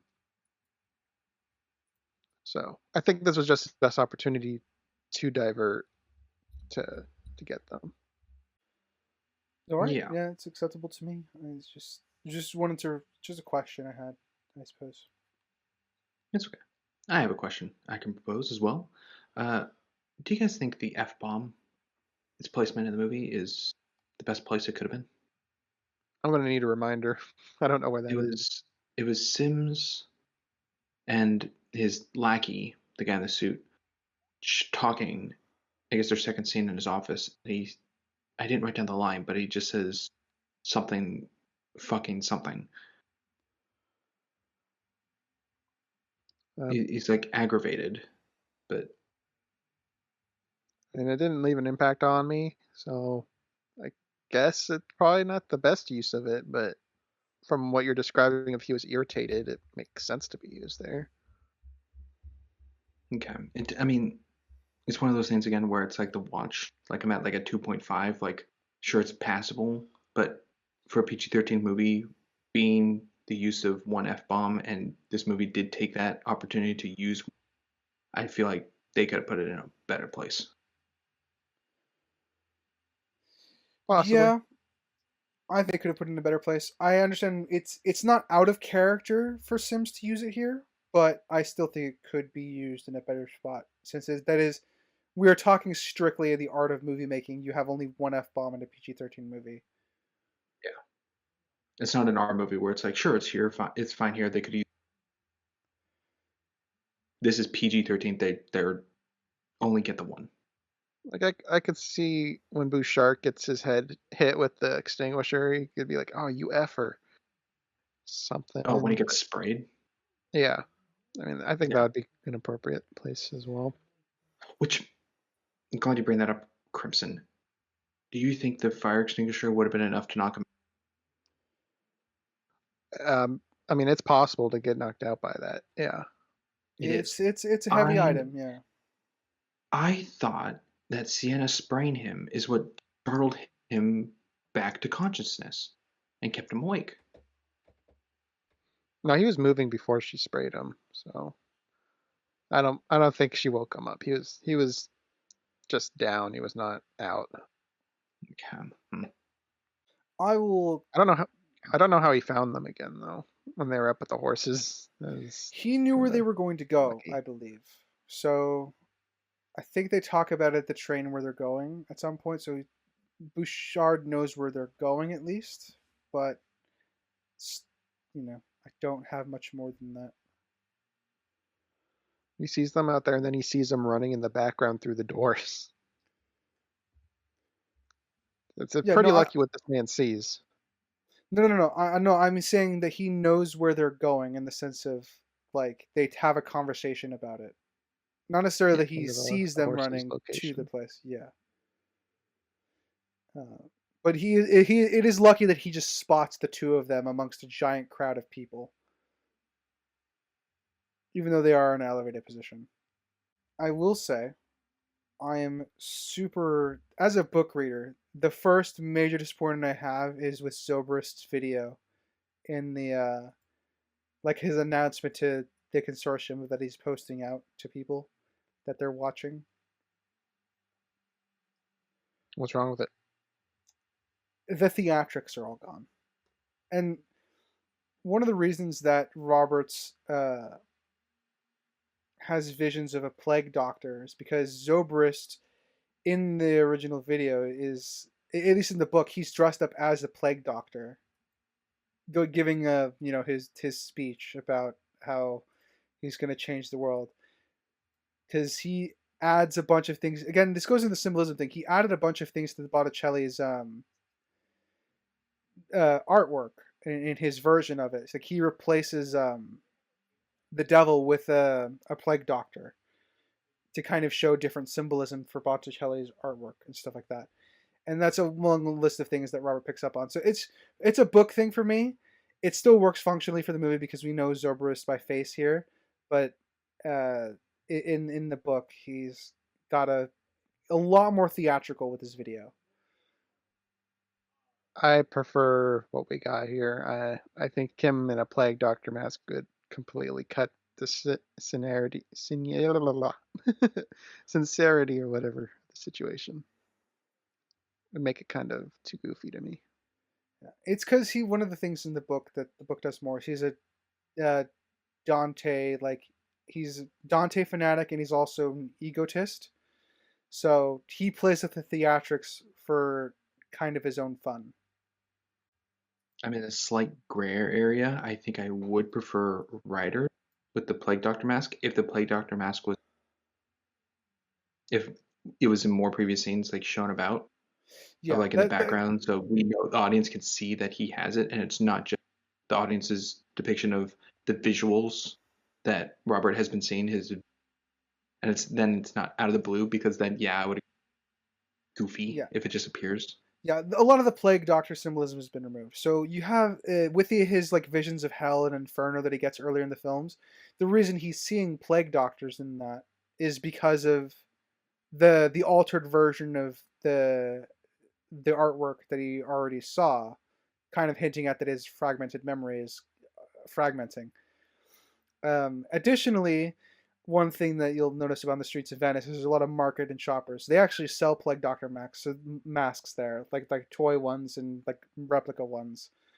So there in the book, there's a reference where they pass by a stall to get like quick advice from somebody, and Robert's kind of stuck looking at the Plague Doctor mask that's just kind of hanging there. So in the book, the Plague Doctor symbolism is a worn farm is woven through the book a lot more throughout, which is why it's more thematic for why Zobrist has the Plague Doctor mask on during his video. So it's just a book adaptation like thing for me that I really disliked for this. But I think to get back to your point, Crimson, for the film, this version I think is better for the film. Yeah. Tell of, you know, humanizing Zobrist later on, of him just needing somebody to trust.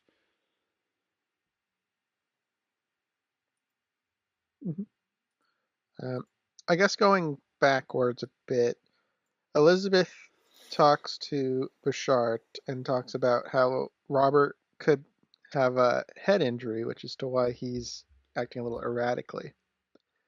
I don't know how she's got that conclusion. Did he get hit in the head when he was being kidnapped? Possibly. No, they just dragged him and then injected him, and she had her back turned, so she didn't even see that. It was a very, very violent kidnapping, though. Yeah. Like to the Yeah, point, but you know, as I said, the orchestrated like watch falling off. Like his watch is on. In order to get it off, it would have to be like torn off, kind of thing. So shows how violent they were with him. Yeah, but violent doesn't equal head trauma. And she brings No. up hospital, but that wasn't even a real hospital. That was a fake one. I don't know how she even knew about that. Could it be the So way they threw him in the car? it's not portrayed that way. It just seems like a weird thing to throw in on info she's not privy to. I'm 50-50 on it. It could be something she could assume from the kidnapping because the kidnapping was pretty violent. But Also, upon because they seeing draw him, she sees attention the to head it, I wound. do wish it was more explicit. What were you saying, Springs?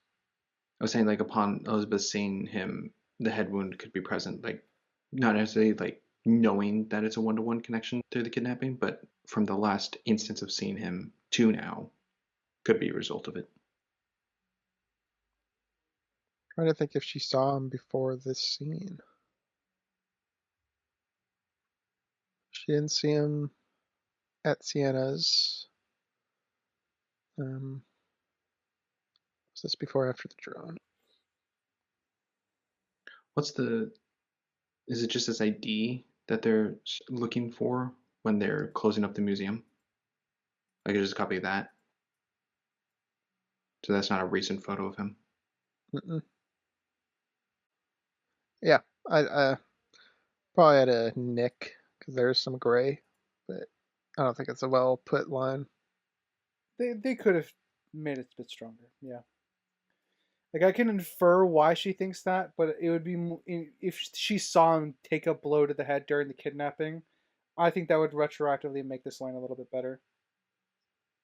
Yeah, and it was before the whole Dante mask theft, so she had the security footage of that or anything. No, that would. I guess it's more explicit in the book. I don't need to go into that. Fair enough. Okay.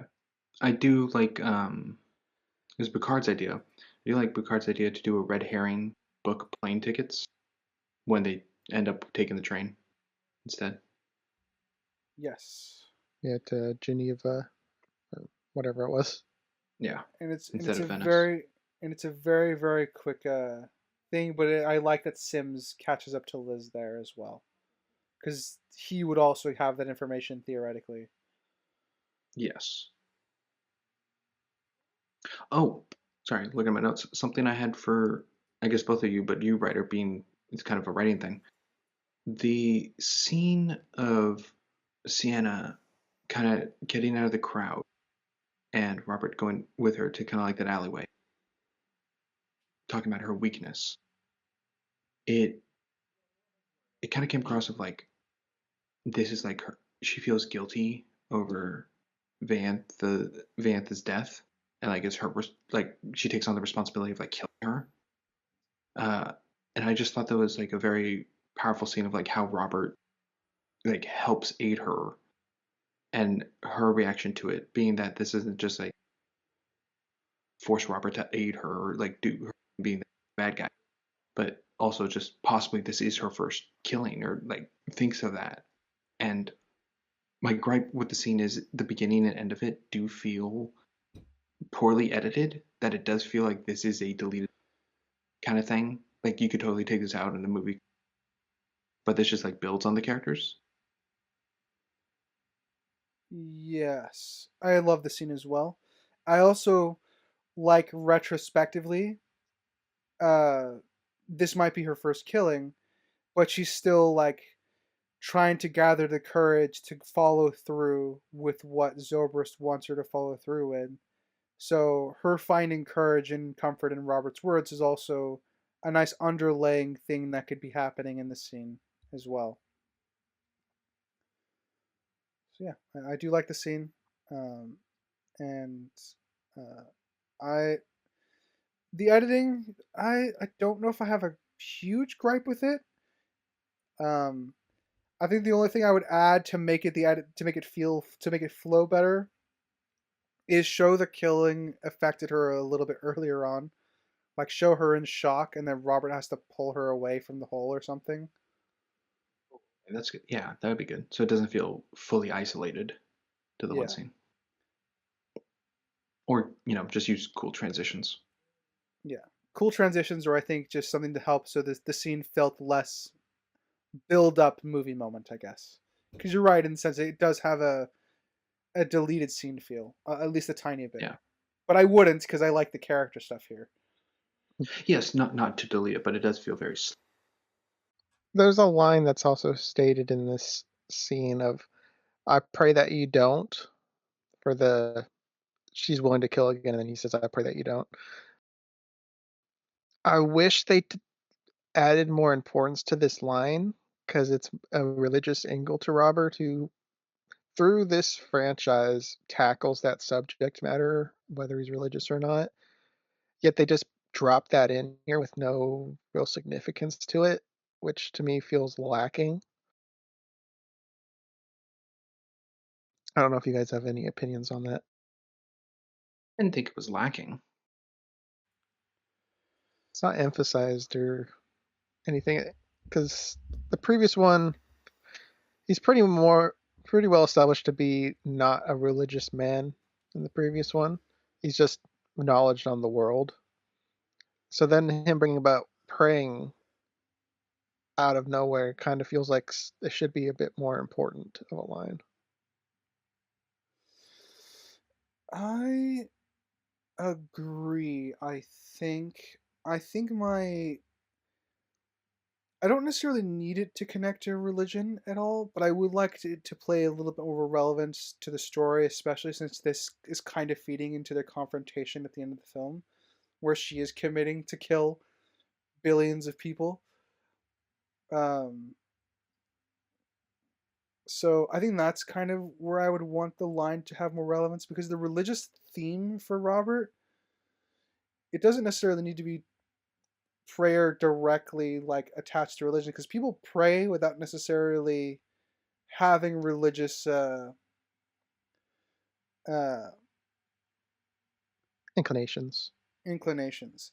So I could see that as just instead of the word just say Robert prays that she doesn't have to do that again, and that could just necessarily pray in the more general sense without religious incantations.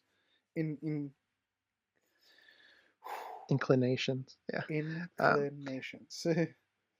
It's just, Or it's too hard. I mean, it's Words a not difficult can one. I, yeah.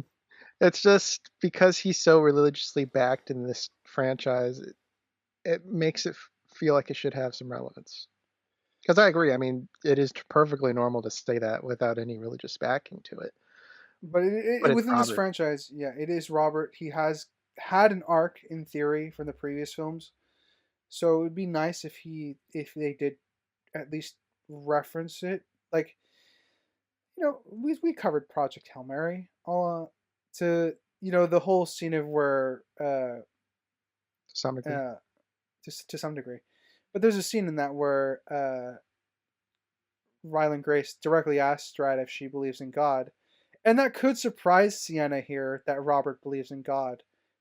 So like she would be surprised, like prayer, like you believe in God because you're an academic and she's a doctor, so necessarily those are professions that don't necessarily lead you to God. So there is opportunity here to introduce that if they wanted, because I think Sienna would have reacted to Robert saying, "I pray that you don't," and she could react in turn saying, "You believe in God," to invite the discussion I think you're looking for, Crimson. I would invite that. It would kind of shift the conversation they're currently having, but I think it would be welcome. Yeah, Hopefully they pick up. Well, they didn't, but we tried. I didn't fully understand the niece joke. Anyone to explain that to me? I think it was Marta seeing it as like, oh, you don't have to be cool or lie to me that you two are a couple because of like an age gap. Yeah. That's how I kind of saw it. Yeah. Robert being kind of a ladies' man professor. If he got with Victoria. Not in the movies. Not in the movies. Okay. So it's more of an age gap thing and not like she's like a prostitute or something in her eyes. Because she brought up it's Italy. So I don't know what Italy's known for in that I don't think prostitution was what I got out of Marta's character and knowing Marta's character throughout the movie. I guess, Ryder, what was your read of it?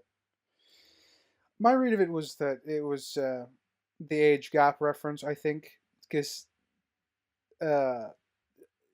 yeah, I think it's the age gap reference. Okay. And if you're both agreeing on that, then that is the route I will take. Okay. Hey, if you want to go with prostitution, go by all means. I didn't know the answer. That's why I asked. So if the consensus is age gap, that is what I'll go with. Okay. Yeah, I didn't see a Pretty Woman situation here, but let's see here. Let me jump to a point. Picard, after the betrayal Bouchard. on Bouchard. Sorry, my American tongue. Apologies. I know. Yeah. After he got to Robert to capture him again, after like the twist of Sienna being a bad guy, how did he get Robert out from that basement area without anyone noticing him? That's a good question. He could probably flaunt his World Health Organization badge, but I have no idea beyond that. He's dragging and carrying an unconscious man who's bloodied and beat up. See how far the badge can get him. I think there's some things we can infer, but it's I'm still with you, Sprinks. It's convenient. Yeah, it jumps to the boat where then like it's just a driver. So it's like one person. Like I get that, but from the first point to the second point, it's public space kind of thing. Like yeah. Well, as we established in the previous one at the fountain, the public doesn't care. Yeah, well, we had very different viewpoints on that fountain. Well, yeah, you said a crowd who wouldn't I'm care. not getting back into it. I'm not getting back into it. It's just you're on the other side of it now. Is what I'm saying. You're on my side this time. I think someone could see it. The fountain, they were both underwater. You can turn your head and you don't see any difference. They don't just. They go into the water. They don't. They're not just underwater. Someone has to see it. There were people there. It's gonna be a fun recap. It's the same thing. I'm done with this. No. It's gonna be a fun recap. This one has enough to work on with his security, with the badge. I think he has enough to work off of. Yeah, he's got some prestige that you can work with, I think, to get him around. This is a lot more believable than the hitman getting the whatever cardinal guy in St. Peter's Square unnoticed. That's true. That one was unbelievable. I mean, yes, it was not believable. We all agreed. Yeah.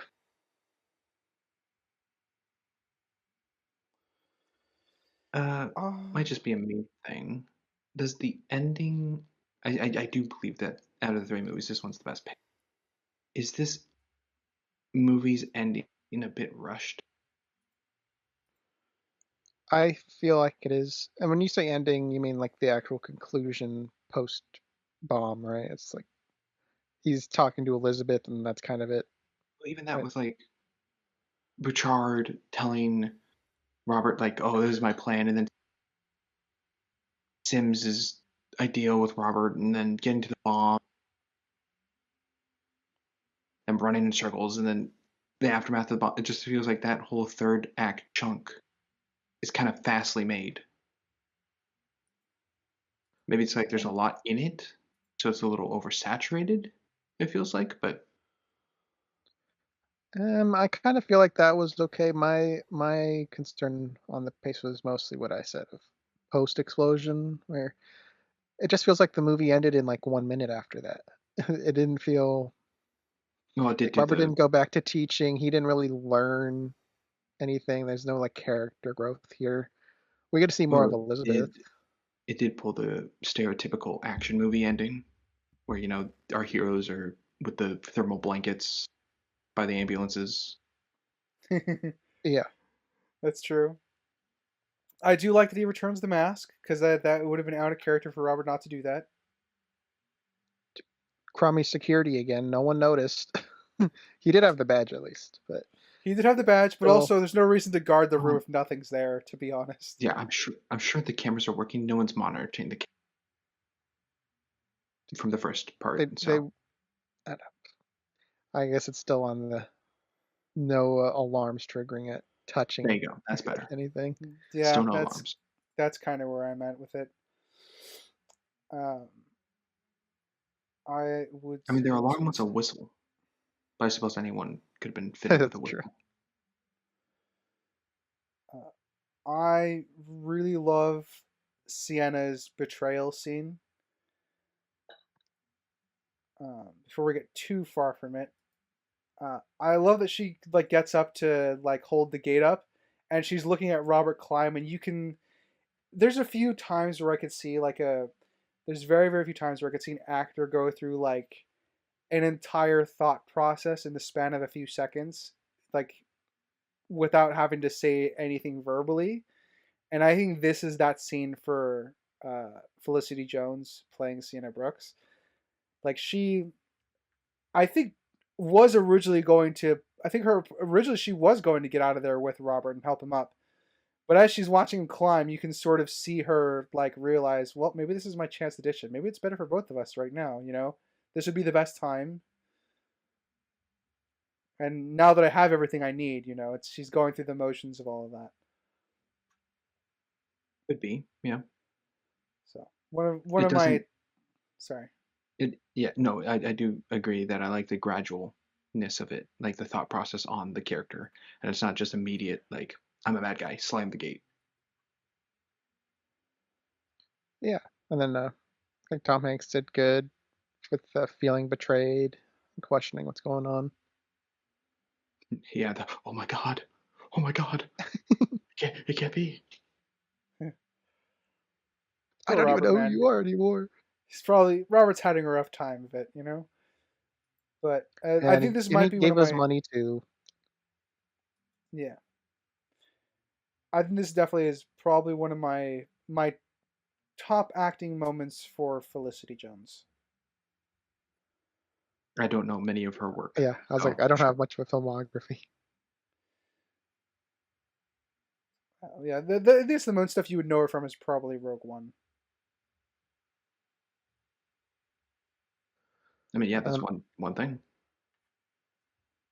so the riddle that was on the back of the mask was concealed by some water soluble gunk. Is that something that Ignacio put on there, Or is that like an ancient mask? Well, actually, no. It would have been written by the terrorist guy.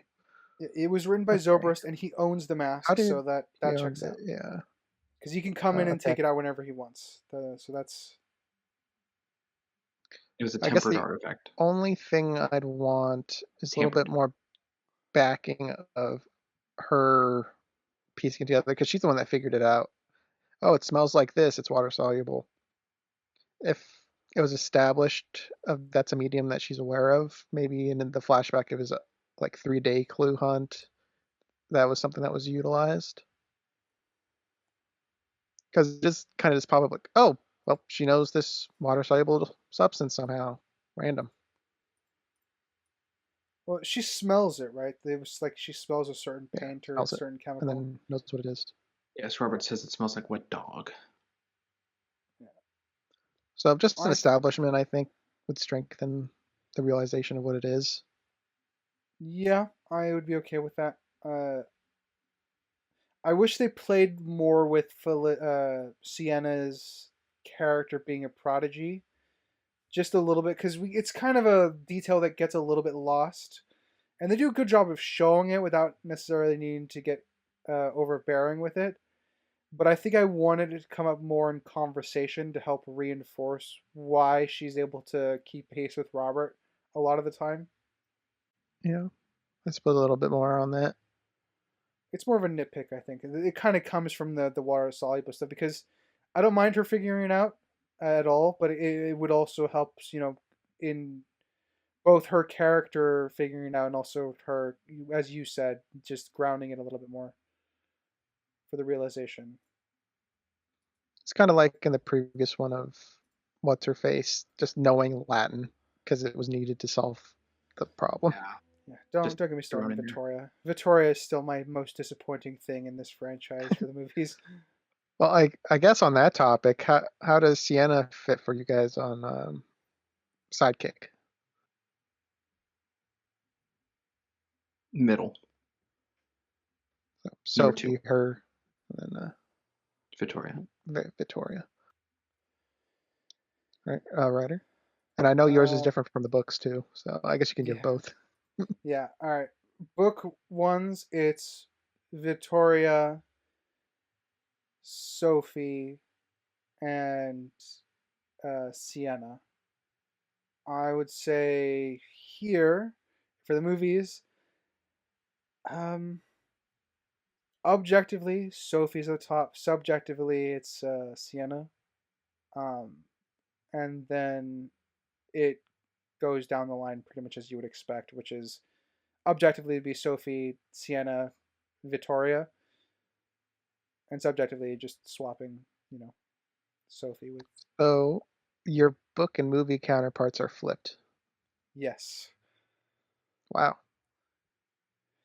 I think I mentioned this to you off the podcast. I said after Angels and Demons, I feel like my Inferno might end up being my favorite side character, if only for the actress alone, which turns out to be true subjectively, but I do still think Sophie's objectively a little bit better.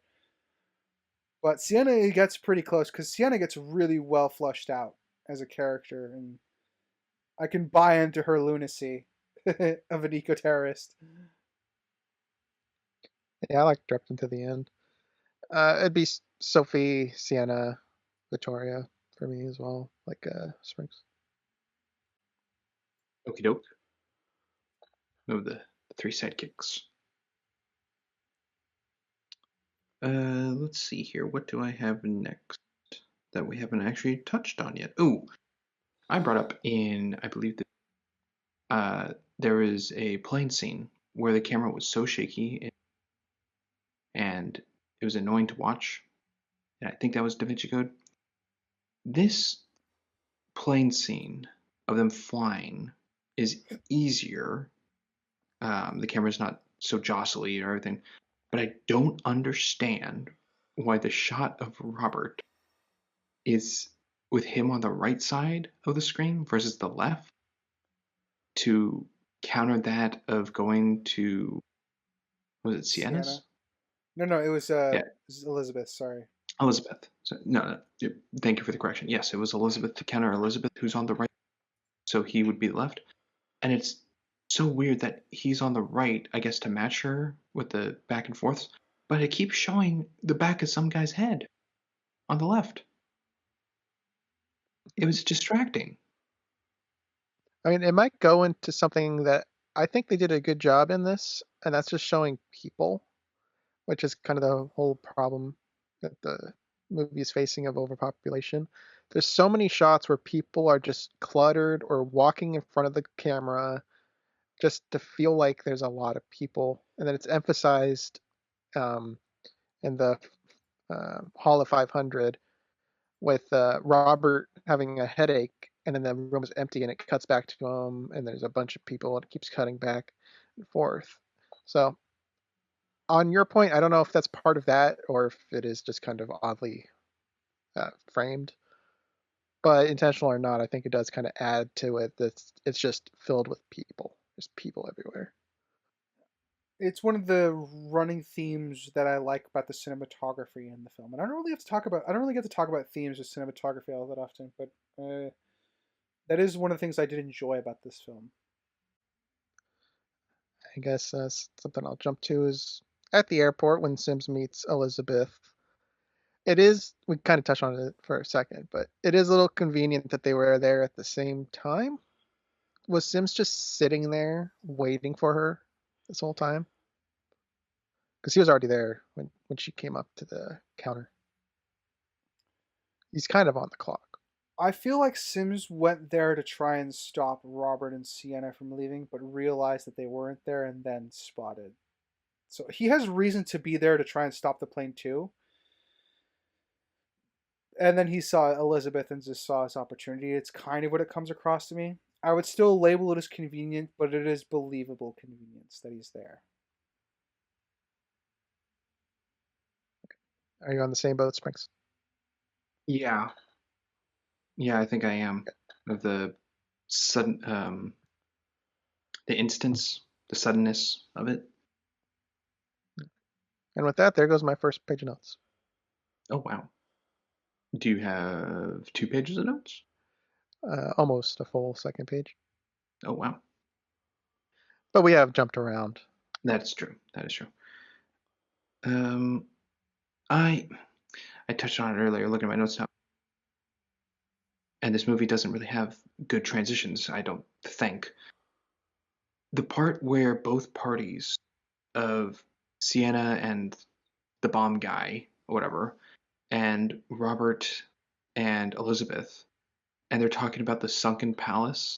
I feel like I've seen so many movies where two people are talking about the same instance or location and they overlap the conversation.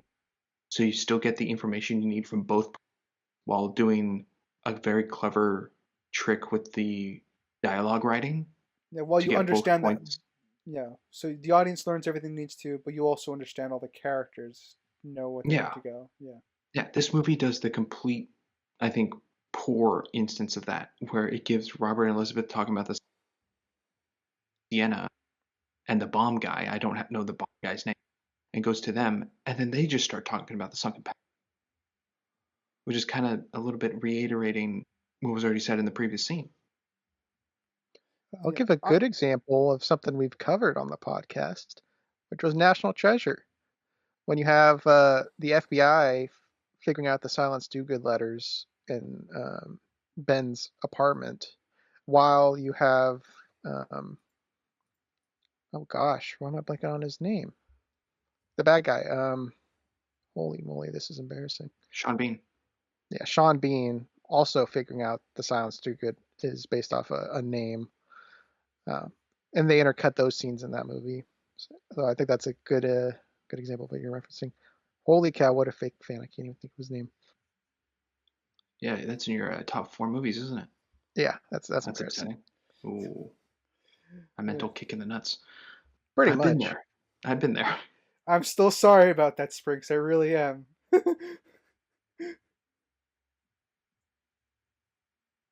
But I agree. I guess at its core, Spriggs, that it was not a good example of that type of scene. I'm not as harsh Instead on of it as you splicing them together, guys. they just did this, then that, Yeah, I'm not copying the as same harsh thing. on it as you guys. I think the first instance is establishing that she knows about the sunken palace. Once they're both establishing that, I think that it does okay for the rest of the time they're cutting between each other, preparing for their various differing missions. I'm I guess I'm not as harsh on it as you guys are. So I guess I'm That's okay. middling with it Yeah. because I do By the way, agree Crimson, that it's this. Ian, yeah. I got it. Freaking embarrassing. All I could think of was Sean. Different guy, Baldy. But Yeah. yikes. We all have our moments. I'm sure Sprinks will get his revenge on me someday. Maybe. I don't know. Who knows? I I just need guess to for rewatch National Treasure for the 30th time. yeah, I guess for the record, for the audience, I once asked what the 3 steps are in the Prestige to making a good magic trick. Since that was Sprinks, that's Sprinks' #1 I, or close to #1 film. I thought we were gonna bypass this, but I guess share the story. Yeah, I mean, I'm just sharing the bit for the context of the audience because I did apologize to you, but I'm not gonna. We don't need to go fully into it. So that's the bit that they need Yeah. to know. Yeah, I forgot the second step. It happens. Hey, in Just case you're curious, happened. it's the pledge, the turn, the prestige. Got it. Okay, I got it down. He is never gonna forget that again, and I'm It's still so ingrained. sorry. Nope. I didn't mean to traumatize you. No, it's okay. To move on, something I brought up in Angel, which I thought was very weird, is the fountain, the infant fountain scene that one should take away from that movie. When Robert's trying to lift the fourth cardinal out of the water, there's a weird slow-mo shot of him that we touched on. The same thing happens in this movie during the part with the knife stabbing on Mr. Smith. Or not Mr. Smith, Mr. Sims. And there's just like one part that it's a slow-mo knife. When Mr. Sims is stabbing Bouchard, or when he's getting stabbed? When he's getting stabbed, I think it's a drop. A knife drops and it's in slow-mo. Yeah, I think that's when Sienna stabbed him in the back, right? Yes. Not the I first think so. stabbing. Yeah, I think it's I just should to have wrote that. emphasize he's dying. Yeah, I should have written down the timestamp. But it's again one of those things where it's just one slow-mo. Now, but That's is it better now though? Now that it's technically a sequel, just doing the same style as Angels and Demons, I wish it or was is like it? the first movie. Yeah. Well, you know. Should have been in the first movie. Then I guess it's also going with the same thing of like locations and time thing, and Da Vinci Code didn't have that. Yeah. Here it's at least it emphasizes something because I think Robert pulling the cardinal up out of the water with help. I think all that really emphasizes is that it's a community thing. Here, I think it emphasizes the death, and I think that's a little bit more impactful in this instance. But Of the use of it, whenever sure, but whenever something's in slow mo, it's supposed to be there to emphasize something, be it a stylistic choice or whatever not method. always. Yeah, I mean, if Sometimes, you're yeah. Sometimes it's there to lengthen a shot to match the music score, which is then lazy looking. yeah. Well, it's to emphasize the music in that scenario. It's to emphasize something. May I recommend never to watch Zack Snyder's Rebel Moon? You are better off not doing that. Ooh, Part 1 or 2? Part 2. Oh my gosh, we know each other too much. Jeez Louise. The answer to that is yes. Yeah. But to get back to this, when you for me when you have an isolated like slow mo shot like this, it's just to emphasize something quickly, without necessarily having to drag out a scene for the music or what have you. Because it could work dragging out a scene in slow mo for music or to drag a scene out just to make the scene more dramatic. It can work in that vein, but as you say, it's a quick shot here. It's not drawn out for a prolonged period of time. Yes. It's it gave me a little bit opposite of the Has Fallen trilogy, where the first two feel combined, and then Angel feels very. like it did a different style line. This one felt like Da Vinci Code different, and then Angels and Demons and Inferno are kind of the same-ish with that. Yeah, the stylization of these movies are a little weird. Yeah, you're kind of touching on something I was going to bring up in my subjective segment, but might as well touch on a little bit here. This feels the least Da Vinci Code to me. And I don't know if it's because it's got less religious undertones to it or the lack of the music, but it just doesn't feel like it. I don't think it has a lack of music. It just has very different music. I mean, lack of the connecting music, like the theme. The theme only really shows up in the credits. I would definitely say the religious aspect is way toned down in this movie. Yeah, which I feel like, at least based off the first two, is kind of the identity of the franchise. This one just felt very divorced from that. Yeah. It's Though, it's I mean, how you're still talking about hell and stuff. I mean, Dante's Inferno, but yeah, with what we touched on, I'll say like the first two have that National Treasure-esque vibe, and this one's a Jason, and that's the difference. I will say that the religious aspect is also toned down quite a bit in the book for Inferno as well. Though obviously they reference the fact that, like, Inferno, Dante's Divine Comedy, the chapter of Inferno, the book of Inferno, is the reason, like, the church, it got to enjoy a vast growth in its, like, in attendance, because people could read Dante's version of hell and they got terrified and wanted to have their souls saved, which is very valid. It's a scary book. So that's probably the biggest amount of religion is typically involved within the books. But like the film, it's pretty sparse. And furthermore, this doesn't connect to the other movies at all.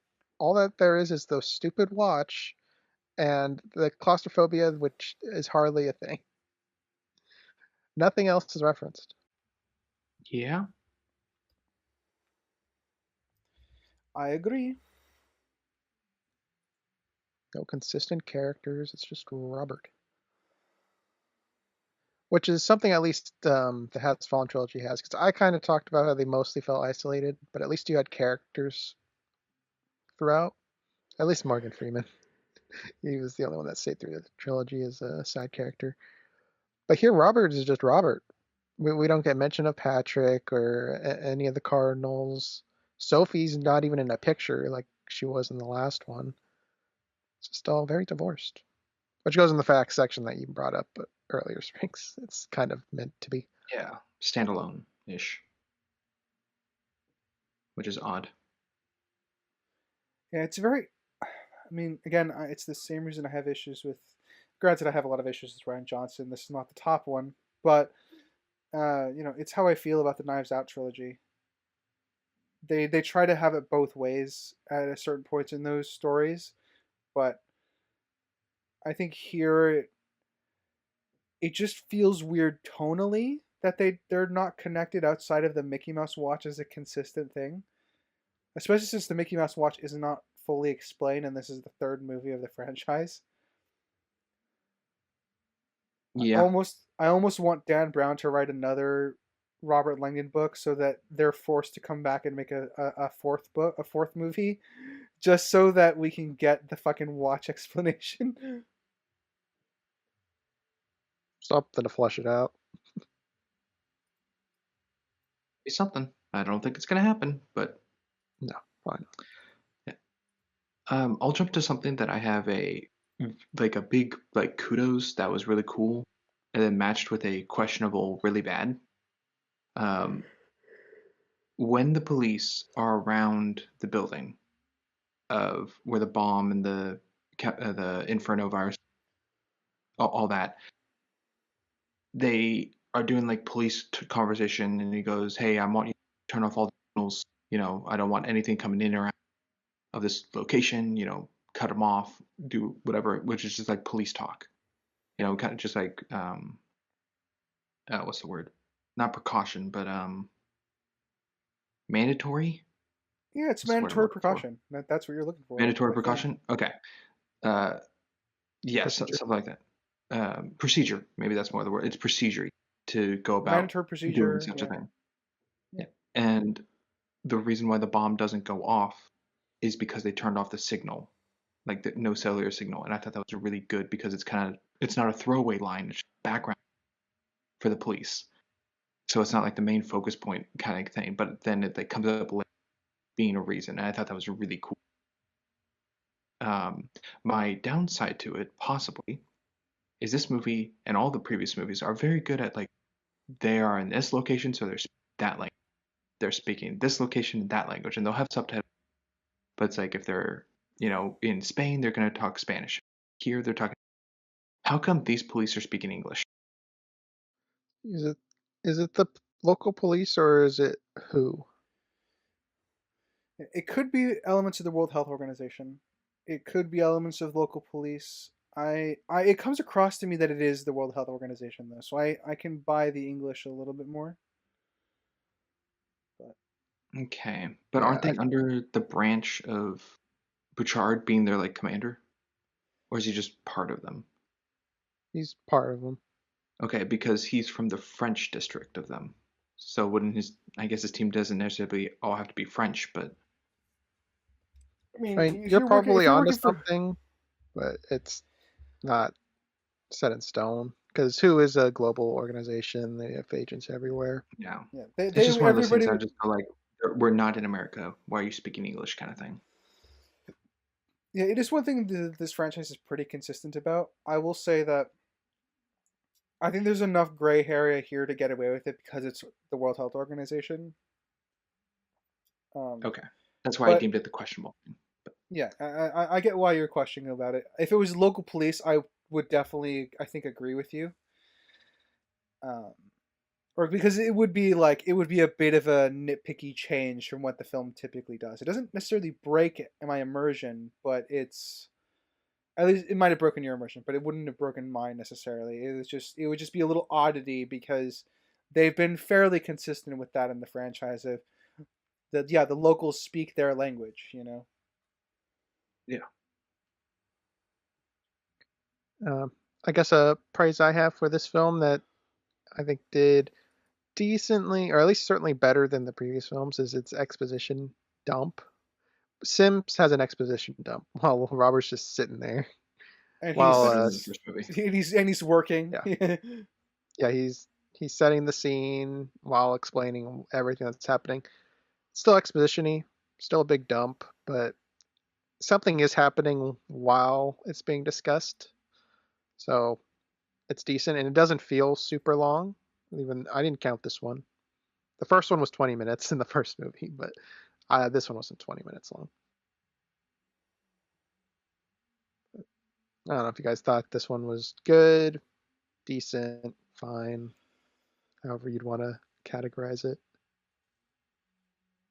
I think it's fine. Yeah, I think it works because he's also once he's done fucking with the body, that exposition continues when he's leading Robert away to go meet Elizabeth. So again, I think it's accomplishing multiple things at once. That's usually the hallmark of a good exposition scene, is that it's accomplishing multiple things at once. We're getting character stuff, we're getting action stuff, and we're getting plot relevant stuff.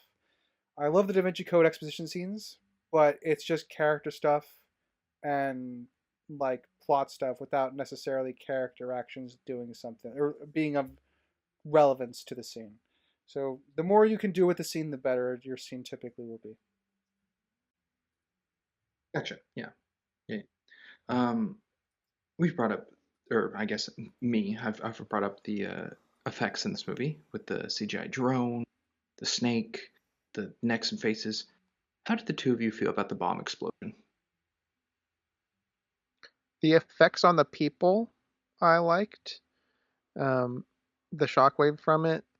The like knockover effect of hitting the second bomb, that didn't look good to me. I don't even think it would trigger that bomb. The second No, I don't one. think it would. I don't think that's how that works. Unless the Force triggered the switch on it, which I guess is possible, but I don't like it if that's what happened. That's silly. It's silly. So I guess that would be it. I think there's good and bad in this explosion. Okay. That's kind Right. of where I'm at too. Good and bad with it. Good and bad with it. I'm not going to repeat what Crimson said, but Okay. that's where I'm at. Okay. It's not the beauty of the second movie where the clouds are burning from the flashing light. No, which again I think was just fine. But I think the detriment to this one, because I think the detriment though is the location they're in is very elegant, and all the columns and all the look. So the effect of it looks more downgraded. Interesting. And it doesn't feel like the columns are really in the way to block waves of the shock. It looks like it doesn't go through it of the columns, but it does look like it's, I don't know how to describe it, like phasing versus like actually blockading or causing more pressure to the closer columns kind of thing.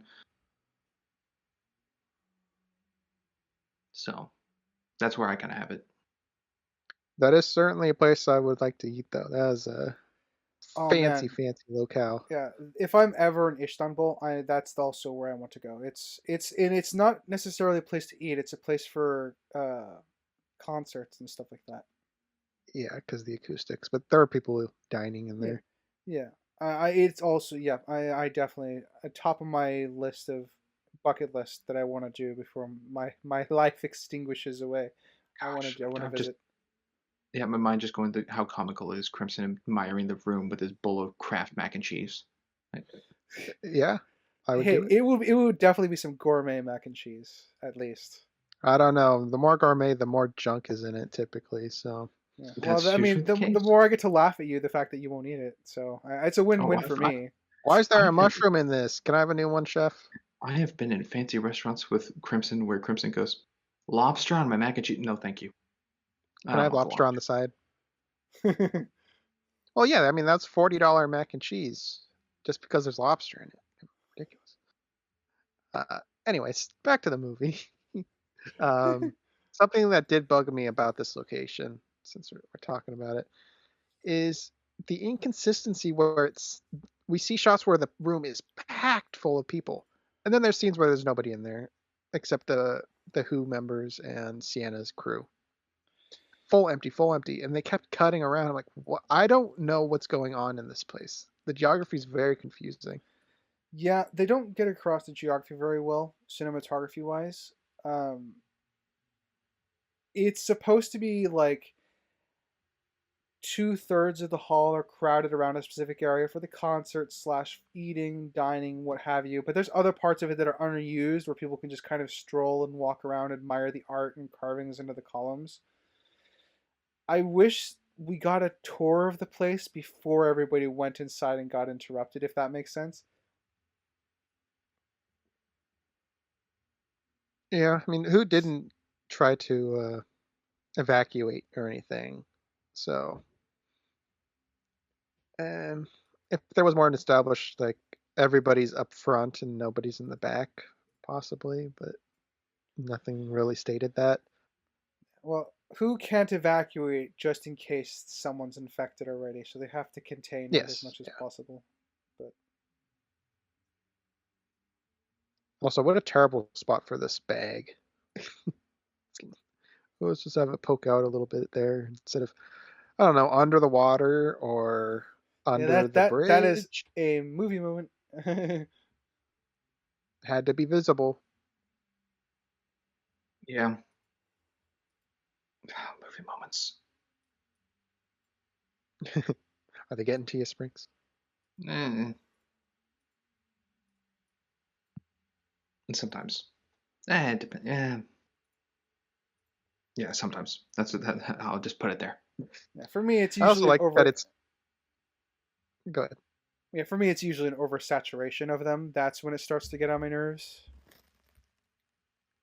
I kind of want to go back to the Cheap Seats timeline and see when we established movie moment, because I don't think that happened like in the first year of the podcast where we're just like movie moment. Think so. I don't know what the first one we noted. That was a term that grew on us and has stayed. That's true. I feel like it would have Um, been like a lazy convenience that turned something into a movie moment, but I again I don't know. yeah, it is just for the sake of the drama of what's on screen, essentially. But Yeah. uh, a praise I'll give the movie, which I actually think is fine. I can see how people would find it annoying or just maybe unrealistic, but I think I pose it as realistic, is when Elizabeth is containing the Inferno again and it's showing the bars where it's like safe. I'm glad, like, the anticipation is like the scene going on with the music, I guess, but I'm glad it's not doing like a beeping warning sound. Like it's silent. It's just a visual of like The the bars red are to green. yeah, the bars convey enough, you know. Yeah. It doesn't have to beep at you or make a or a bell. And realistically, I feel like they should make a sound to bring attention to them. If I someone mean, isn't looking at it, it could to be know that muffled under there's the a water for most containment of it, problem. but Uh, my concern with it was the stupid latches. Like something that's supposed to contain viruses and stuff shouldn't be this easy to open and close. Or open. Close should be easy.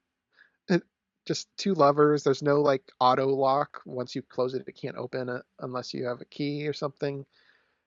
You just have two easy levers that can open it. So that would be my critique of the containment unit.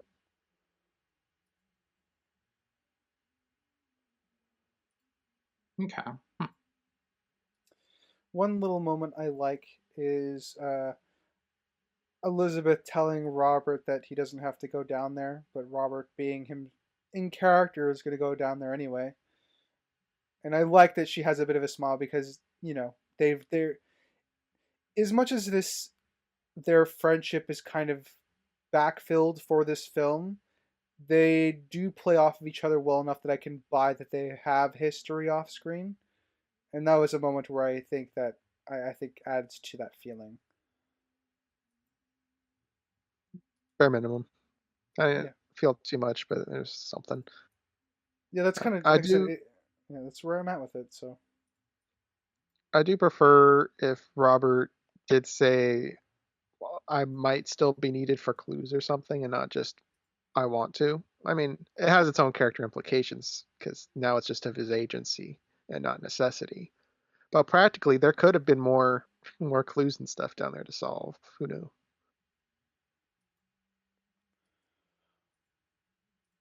Mm, yeah, possibly. It didn't really possibly it didn't relate to the what was currently going, though, to continue, but I mean, it could have been concealed within the facility, and they would need to solve a clue to find where it's concealed inside of it or something. Because they just have the location right now. yeah. How did Sims find Bouchard? I have no fucking clue. Oh no. He just says, "I have Yeah. resources that could help you find your friend." That's all we get. Okay, Yeah. I really thought I missed something. So it's just I not actually good. thought because in the book, the provost slash Mr. Sims has multiple agents on the ground, so it's not just Viantha. I actually thought the twist was going to be Bouchard was working for him, but I didn't pan out that way. Okay, well, probably have that as an issue then. Kind of important that he finds him. Yes, because otherwise the World Health Organization does not get there in time. And, Bouchard would probably know not to have his phone to be tracked or anything along those lines. Considering we saw him destroy his radio, I imagine he would be smart enough. Yeah. Uh, I I quite like the showdown that Mr. Sims has with like the other fanatics. It's a very brief confrontation. I'm a sucker for it. I guess I enjoyed it. I like that he goes for the spine when he stabs. He did it to blah blah blah.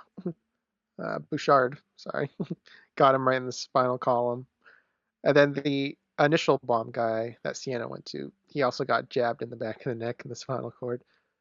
Second guy didn't. He got stabbed or whatever and swam off. Which I feel like Sims would actually secure a kill and not just assume he did. I think so. After the Picard one where he like beats the body. Yeah. Well, maybe a little character damage on Sims there, letting that guy survive. But to be fair, the other guy did stab him in the back, so he's a little preoccupied. But he could just come down, jab in the neck, move on. Well, the other guy fell into the water, right? That's why he shows up later for the box fight. Well, once Sims walks away from him, and then he rolls off into the water. Am I not thinking of this? I thought he rolled off into the water after the other guy stabbed him. I don't recall. The other guy was already dead. Audience, I swear we've seen the movie. Yeah, it's just so you know. I've seen it pretty recently, but I could be misremembering it. The brain likes to fill in mistakes. Maybe you're right, but I don't remember enough to say whether you're right or wrong. You know what? Save it for the recap. Bring it up there. Yeah, we'll remember to do that. There you go. Yeah, jot it down right now. Be smart. I will say. Oh, you will say indeed. Okay. Host card. Don't get that very often. I will. I really like Robert Langdon and Sienna's exchange. When he's trying to talk her down from detonating the bomb. It's obviously it's making everything explicit, but I do like their exchange. We get to kind of see the level of fanaticism that Sienna is willing to go to ensure that Inferno is released.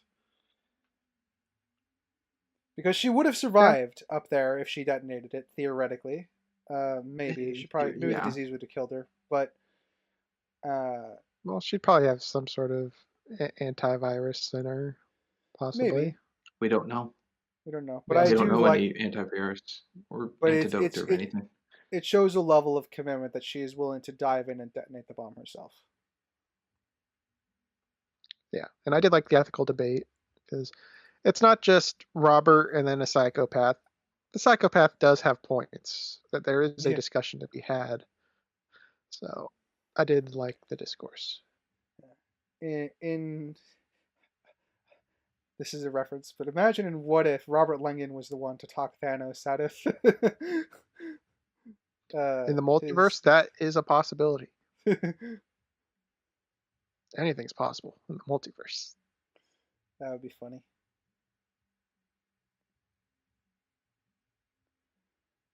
That is true, Crimson. You've talked about it on Everything Everywhere All at Once. Yeah.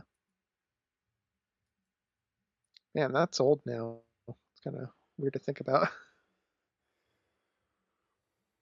It's a couple years old now. Now, the comparison. I figure I should pose. How's everyone's notes? I could probably pull out a couple more. Then. Okay, 2 more each. All right. All right, Ryder, let's go with you. Alrighty. What an Istanbul. I quite like I'm gonna put this in quotes. It's goofy, but Robert is frantic enough to do it. So when he's sitting down listening for the sound of water, kind of like following the poem's directions, I like that everyone's staring at him just a little bit oddly, but they know not to stop him. Just a nice little detail. Yeah. It's amusing. Everyone's in character. They trust him. Yeah. And he's not breaking something. He's not being disrespectful to the environment. Yeah, he's not stealing Mhm. Dante's mask or anything. That'd be really rude. That would be rude.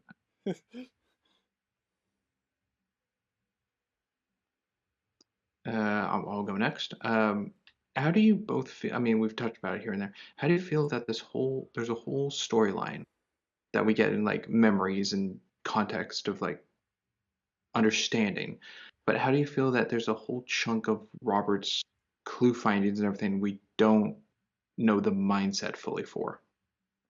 Do you think it's a cop out? Do you feel like they should have had more time expressing that side of the story? Do you think You they should mean have like shown less and more inference? you mean like seeing Robert's like thoughts visualized, like with the Like, Da Vinci no, no, Code? no, no, not thoughts, just the actual like story of it. Like Robert being brought, like Elizabeth coming to get him, the character not character. Where did I write that down? Ignacio and how they stole the mask, or why they're stealing the mask fully more, and the context between the two. So his initial stuff before the drugging? Yes. Okay. Um, I don't know how they would have integrated that to where it doesn't feel fluffy, but if there's a way to integrate it, I'd be up for it. I guess that's kind of my stance on that. Okay. Yeah, that's kind of where I am too. I think I would like to see more of it. Obviously, books get to take their time. Films, you can't because it might ruin the pacing that you enjoy in this one Springs compared to the previous two. But if there's a way to integrate it without necessarily ruining the pacing, I think it could benefit the film because Ignacio is actually a really close friend to Robert Langdon. So one of the character things that's missing for me from the book that I would have liked to seen is him getting Ignacio's like last voicemail of while he's dying, because that would really be harrowing, and that really in the book that really puts pressure on Robert realizing I have to stop this plague because my friend died for it, you know. So there's elements from that storyline that I would very much like in the book because it would just add more pressure onto the characters. Um, but as it stands, it would be very difficult to integrate without, I think, ruining the current film's pacing. That would be my number one concern to match with Crimson. Why did I think. Robert? Oh, go ahead. So I was just gonna give my. I think I'm in agreement. I kind of like the idea that it's a Robert adventure, but I do feel like it goes into Robert's character then just being like a kind of a hot mess of like, oh, I don't know what's going on, reason, and it's fine by him just being like, okay, it was someone I trust. Okay, it's fine. It was a friend of mine. Okay, it's fine because what we were doing still happened. Like it kind of feels a little excusatory to the audience because the context of the story is of where we're picking up from after the amnesia situation versus the whole story of like angels and demons someone coming to Robert to get him for uh, the help and need. Yeah, in a way, because I don't even know why they stopped at Dante's mask. Why did they stop to hide it in the water? Why did Ignacio hid it they? in the water. Well, yeah, but why did they split up then? They're being They tailed. were they were being tailed and chased. That's not conveyed well in the film.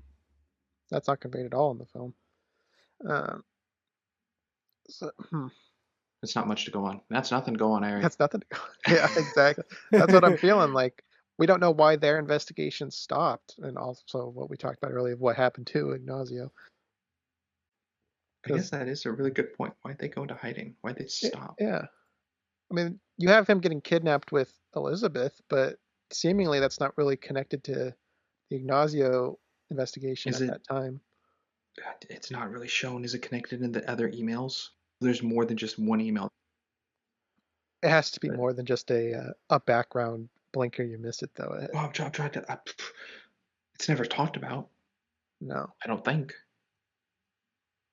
So that is something from his past I do think should be acknowledged, of why his initial investigation resulted in just hiding the mask instead of continuing to solve it. Yeah. I also wish there was a little more time, a little more understanding of when that mask was stolen. Was it the previous day? It had to, if the museum didn't notice that it was Yeah. gone. So that'd have been yeah. Previous night. Okay. Okay. Well, seeing that we're on the page for that, let's go to Crimson. All right. What was the point? It was a Zobrist point. Darn it. This was one I thought up on the moment. I didn't have this one written down. Skip me. Maybe I'll come down to one question. So All right. Okay, cool. Ryder, your last point. Okay, my last point. I could do a cool visual one. All right, my last point is going to be. I already touched on him returning the mask because I like that consistent character. So I will jump to just the ending the classic ending where he and uh, Robert and Zinsky are just in the chairs talking, thinking about and talking about what happened. I do like that they acknowledge that the eco terrorists had a point. I do wish there was a little bit more acknowledgement from Elizabeth, because Elizabeth is running the World Health Organization. Their job is to kind of confront these problems. So I wish there was a bit more acknowledgments and like how we could realistically tackle the problem, because the film introduces a real problem, presents a fanatical solution. So it would have been nice for Elizabeth to present something that could be seen as a more realistic solution as to the problems facing the world, and have it not necessarily take away from the fact that Robert's getting back his Mickey Mouse watch. Yeah, I agree. That would be a good addition to it. And the fact that she was connected to Zobrist, that he came to her before and brought up like putting sterilization stuff in the water for population control or something akin to that, which was also good for his character, that he took less radical. Well, I mean, that's still radical, but it's not killing people. Less extreme avenues for solutions. Kind of adds to his character a little bit, and opens up a door for her to come up with her own solutions that, like you said, she doesn't present. So that would be a nice little addition, I think. Sprinks, I don't know if you have anything to add to that. I do not. No. I guess I will go with my last point, and then Crimson, if you found your other one, you only get one left. Sorry. I did find it in my head. So. Oh, sweet. My last point is, I thought it was very interesting at the end where Robert is sitting with Elizabeth, that he compares the two of them to Dante and Beatrice. And I get for the moment and the connection of the love of like, do you ever thought of me, and like maybe another time. I get that aspect. I find it weird though that Robert is like Dante.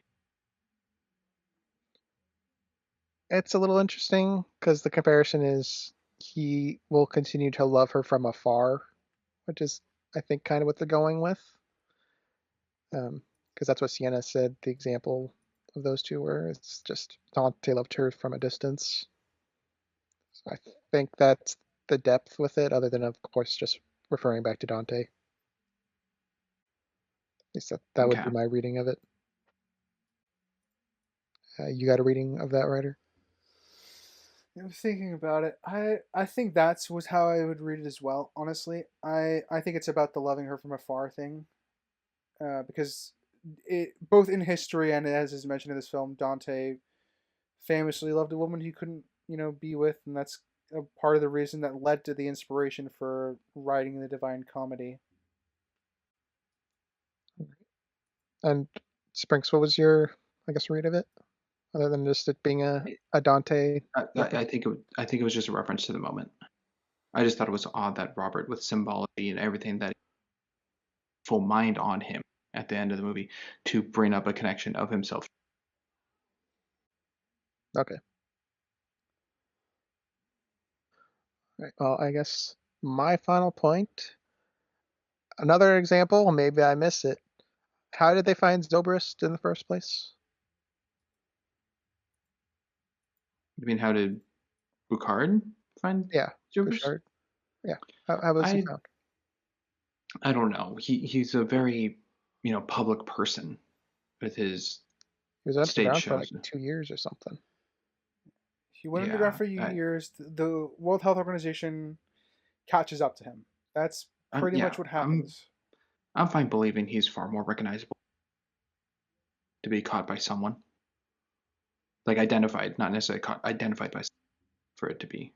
So, in the film, it's not established how is what we're getting at. Then No, you can infer someone recognized him and he just got caught up. I think so. I don't think it's necessarily that, because it just drops us in the pursuit. How they found him is, I think, fine. I see multiple avenues of versus just like this is the one and only way it could, and then we don't know if it was or not met. That's the thing I would lean more of like iffy, but I can see different ways. I can infer the ways that the World Health Organization caught up to him. I don't necessarily need to know them because they're not super relevant to the film. It kicks off. It's the event that kicks the story in motion. It's just unfortunate because Sims, I think, said 2 years he was protecting Zobrist. So the day before the bomb was going to go off, the virus was going to be released, was the day he got caught? That's not the day before. That's a week before. They specify he's been dead for a week. Okay, well, I mean, that's still a small timetable of convenience to me. Yeah. Well, I mean, I'm fine with it because he had to do a lot of traveling to make sure everything was in place, and that's more than enough reason to get caught up with something to drop clues, even if you have someone like Mr. Sims covering for you.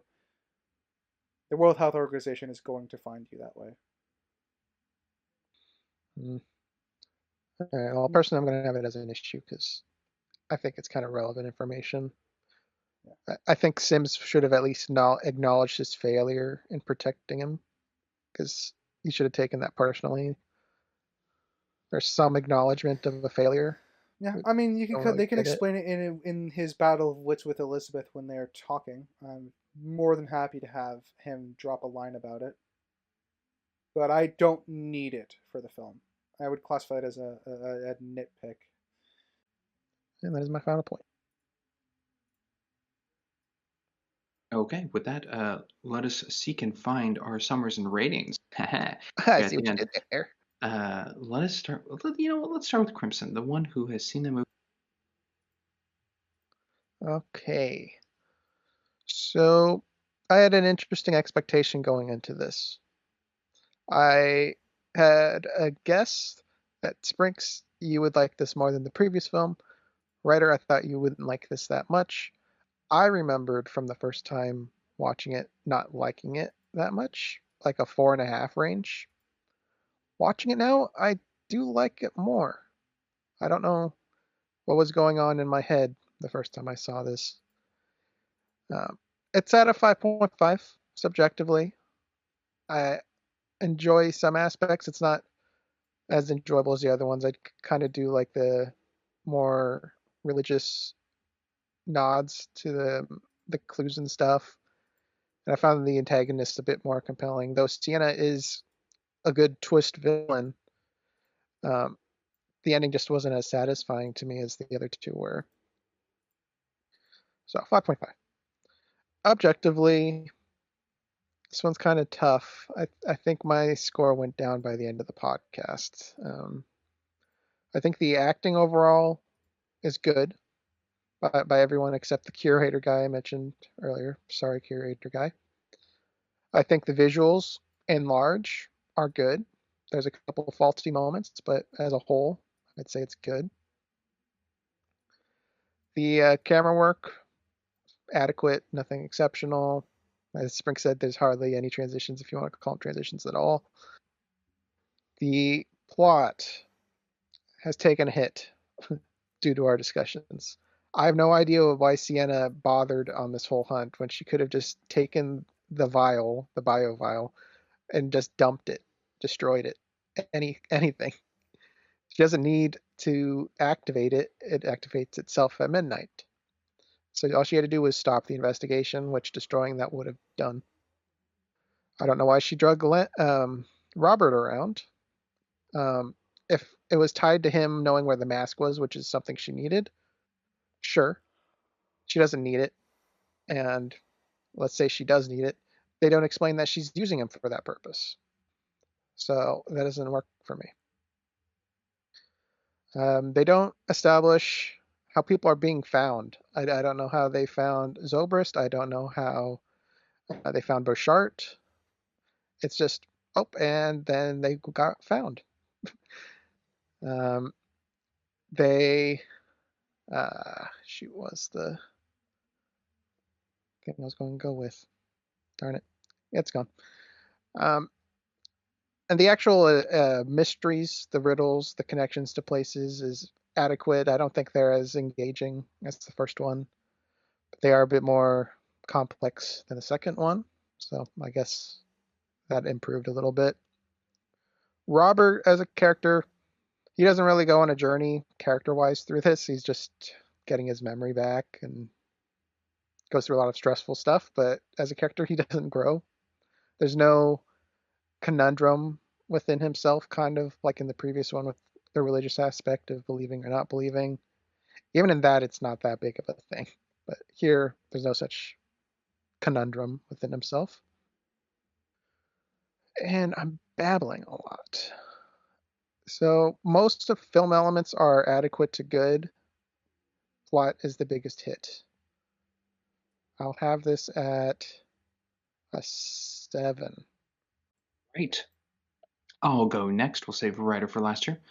So I think I will start with my objective. Let's see. I think the acting, pretty good part on everyone. Really, bad actor. Even Sims, I think, doing the best with what he had, but I think it was still fine. I think the writing is a little Swiss cheesy here and there, like a couple things of context missing. But other than that, I think overall as standalone as the film, I think it's fine. But connection to the previous stuff like the watch or the claustrophobia or things with being that he's integrated in this film is off-putting and weird. Let's see, the cinematography I think is pretty good. Okay. I wish there was more transitions. They seem to have opportunities. Could have had better transitions, but didn't want to go down that route. Don't know why. Quick, The stop. lighting. I'm gonna start again from editing. Sprinks, you started dropping out again. The editing I think is okay. I feel like the transitions they had opportunities to have better transitions, but they chose not to. I don't know why. I think the lighting is overall fine. The set's pretty good looking. Yeah, I think definitely more positives than negatives, but I hold it as a 7 as well, objectively. Subjectively, was Crimson correct? Crimson is correct. Out of the 3, this one is my favorite. I think the mystery and tension build of the thriller aspect is so interesting at the edge of your seat of being right there with the actor of Robert, not knowing what's going on. And that's a immersion build, which I think is really good. It does miss a bit of the flair of the first movie, which I think is where, if you start a franchise, that's where you should hone your origin of feeling and point to not alienate your audience with. And I don't think this movie, Inferno, necessarily fully alienates the audience for fans of the previous 2 films, but it does feel furthest away with the, again, saying the National Treasure versus Jason Bourne feel. But I think subjectively it's still very fun, and it does. I know it kind of goes against my objective. It does kind of help feel standalone from the previous 2 movies to make this one stand out a little stronger in that aspect. I think I talked about the same with Angels Fallen, how that third one felt different than the last 2 and kind of strengthened it a little by its disconnection. But as a trilogy as a whole, it feels off. So, but this isn't a crazy number. My subjective number is a 6. So it's good, but it's not fantastic. It's not wonderful because there's damage ladder in this movie. All right. I guess that leaves me, doesn't it? It sure does. How do I want to tackle this? I will do my adaptation first, I think. So I won't put anything on the board. So I think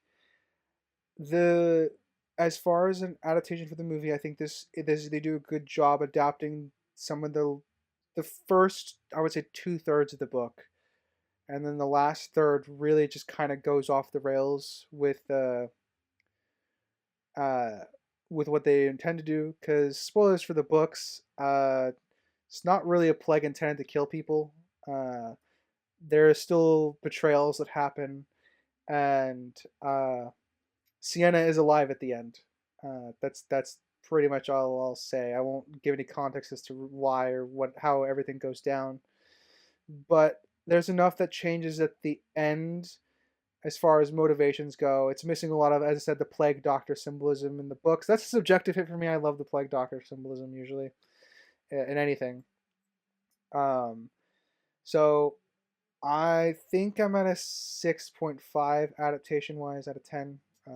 Remember, it's not going to go into the averages or anything. That's just because I've seen this movie, read the book a few times for this before, and can talk about it with reference to the film. Subjectively, this is kind of on par with the Da Vinci Code for me. I enjoy them both for very different reasons. I think I don't remember what my Da Vinci Code subjective was, but I kind of want to match it or be just beneath it. So for now, since I don't remember, I'm gonna tepidly land on You a had it at an 7. 8.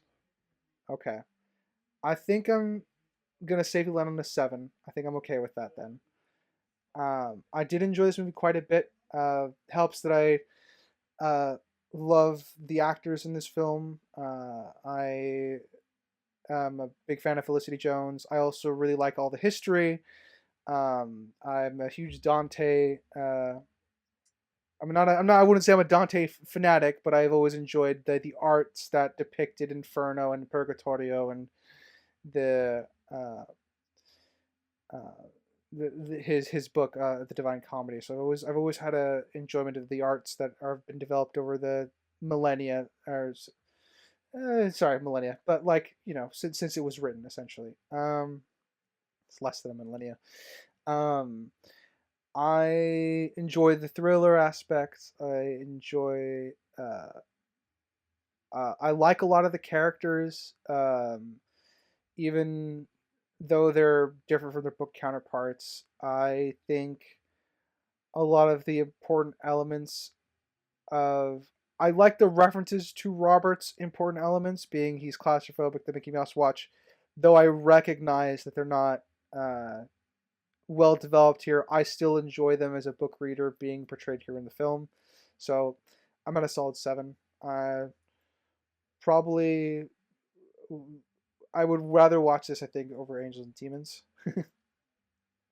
um, Objectively, um, I will start with the characters. I think Robert has a nick or two, but it's functionally he's not broken. I don't have any issues with how he's depicted. I do think that his memory is a bit gimmicky. I don't think that's necessarily his fault because it can work within the context of the film, and it does for the most part. I think Sienna Brooks is probably the best character of the film. Certainly the least has extremely well fleshed out by the end as far as Robert's companion goes.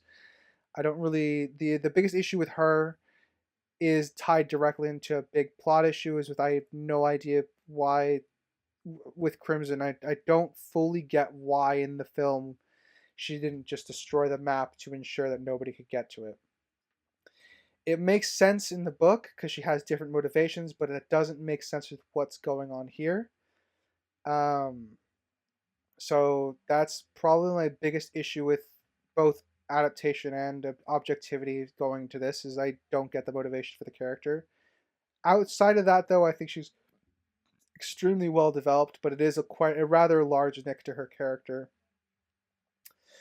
I would say Bouchard, good, solid character. Nothing wrong with him. I'd say the biggest issue with Bouchard is how Mr. Sims finds him. Again, super plot relevant issue that's kind of thrown to his character and as well as Mr. Sims's character. Mr. Sims, serviceable. Elizabeth Sinsky, I think they do the best they can for this being a third film in the franchise and they're introducing a new character. It would be better, again, if there were references to her in the previous films. I think that would strengthen this a lot more.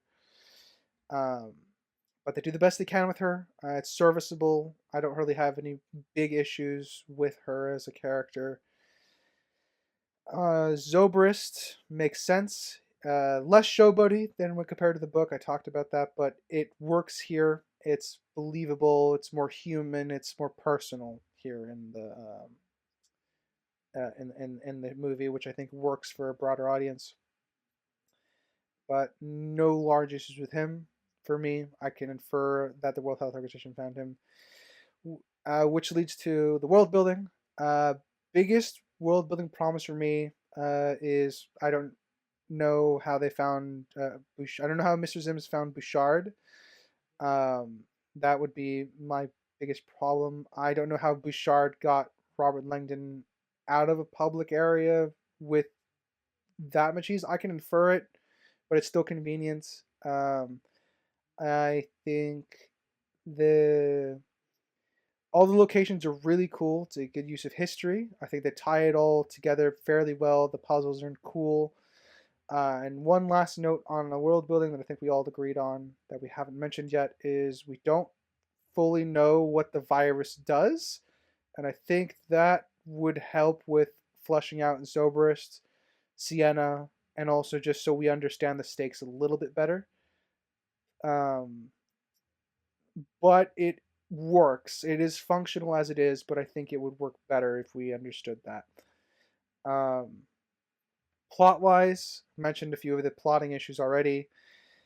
I think the puzzles connect to each other fairly well. I think there's some plot armor for Robert Langdon when Vianthe is shooting at him with real bullets instead of blanks. I think there is there's some nicks to go around in this film, and I think and then we had some problems and issues that we've all kind of talked about. Objectively, I think I'm at a 6.5. All right. That's our scores for Inferno, the last of this trilogy season. Not a theme season. Don't think about that. But the last of the season. The last of Tom Hanks forever for the podcast? Question mark. Didn't say that either. No. Until we get to Toy Story. Maybe. Ooh. Gosh. Toy Story 5, that's right around the corner. No, shut up. I don't want to. It doesn't exist. It's right around the corner.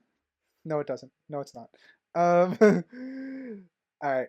If that's all, gentlemen, shall I read us out, or do any of you have any final thoughts to add, or any comments? Because I picked a really weird trilogy for some of you. Was different. I hadn't seen any of them. No, I saw Da Vinci Code. That's a lie. Oops. Different. They are New stuff.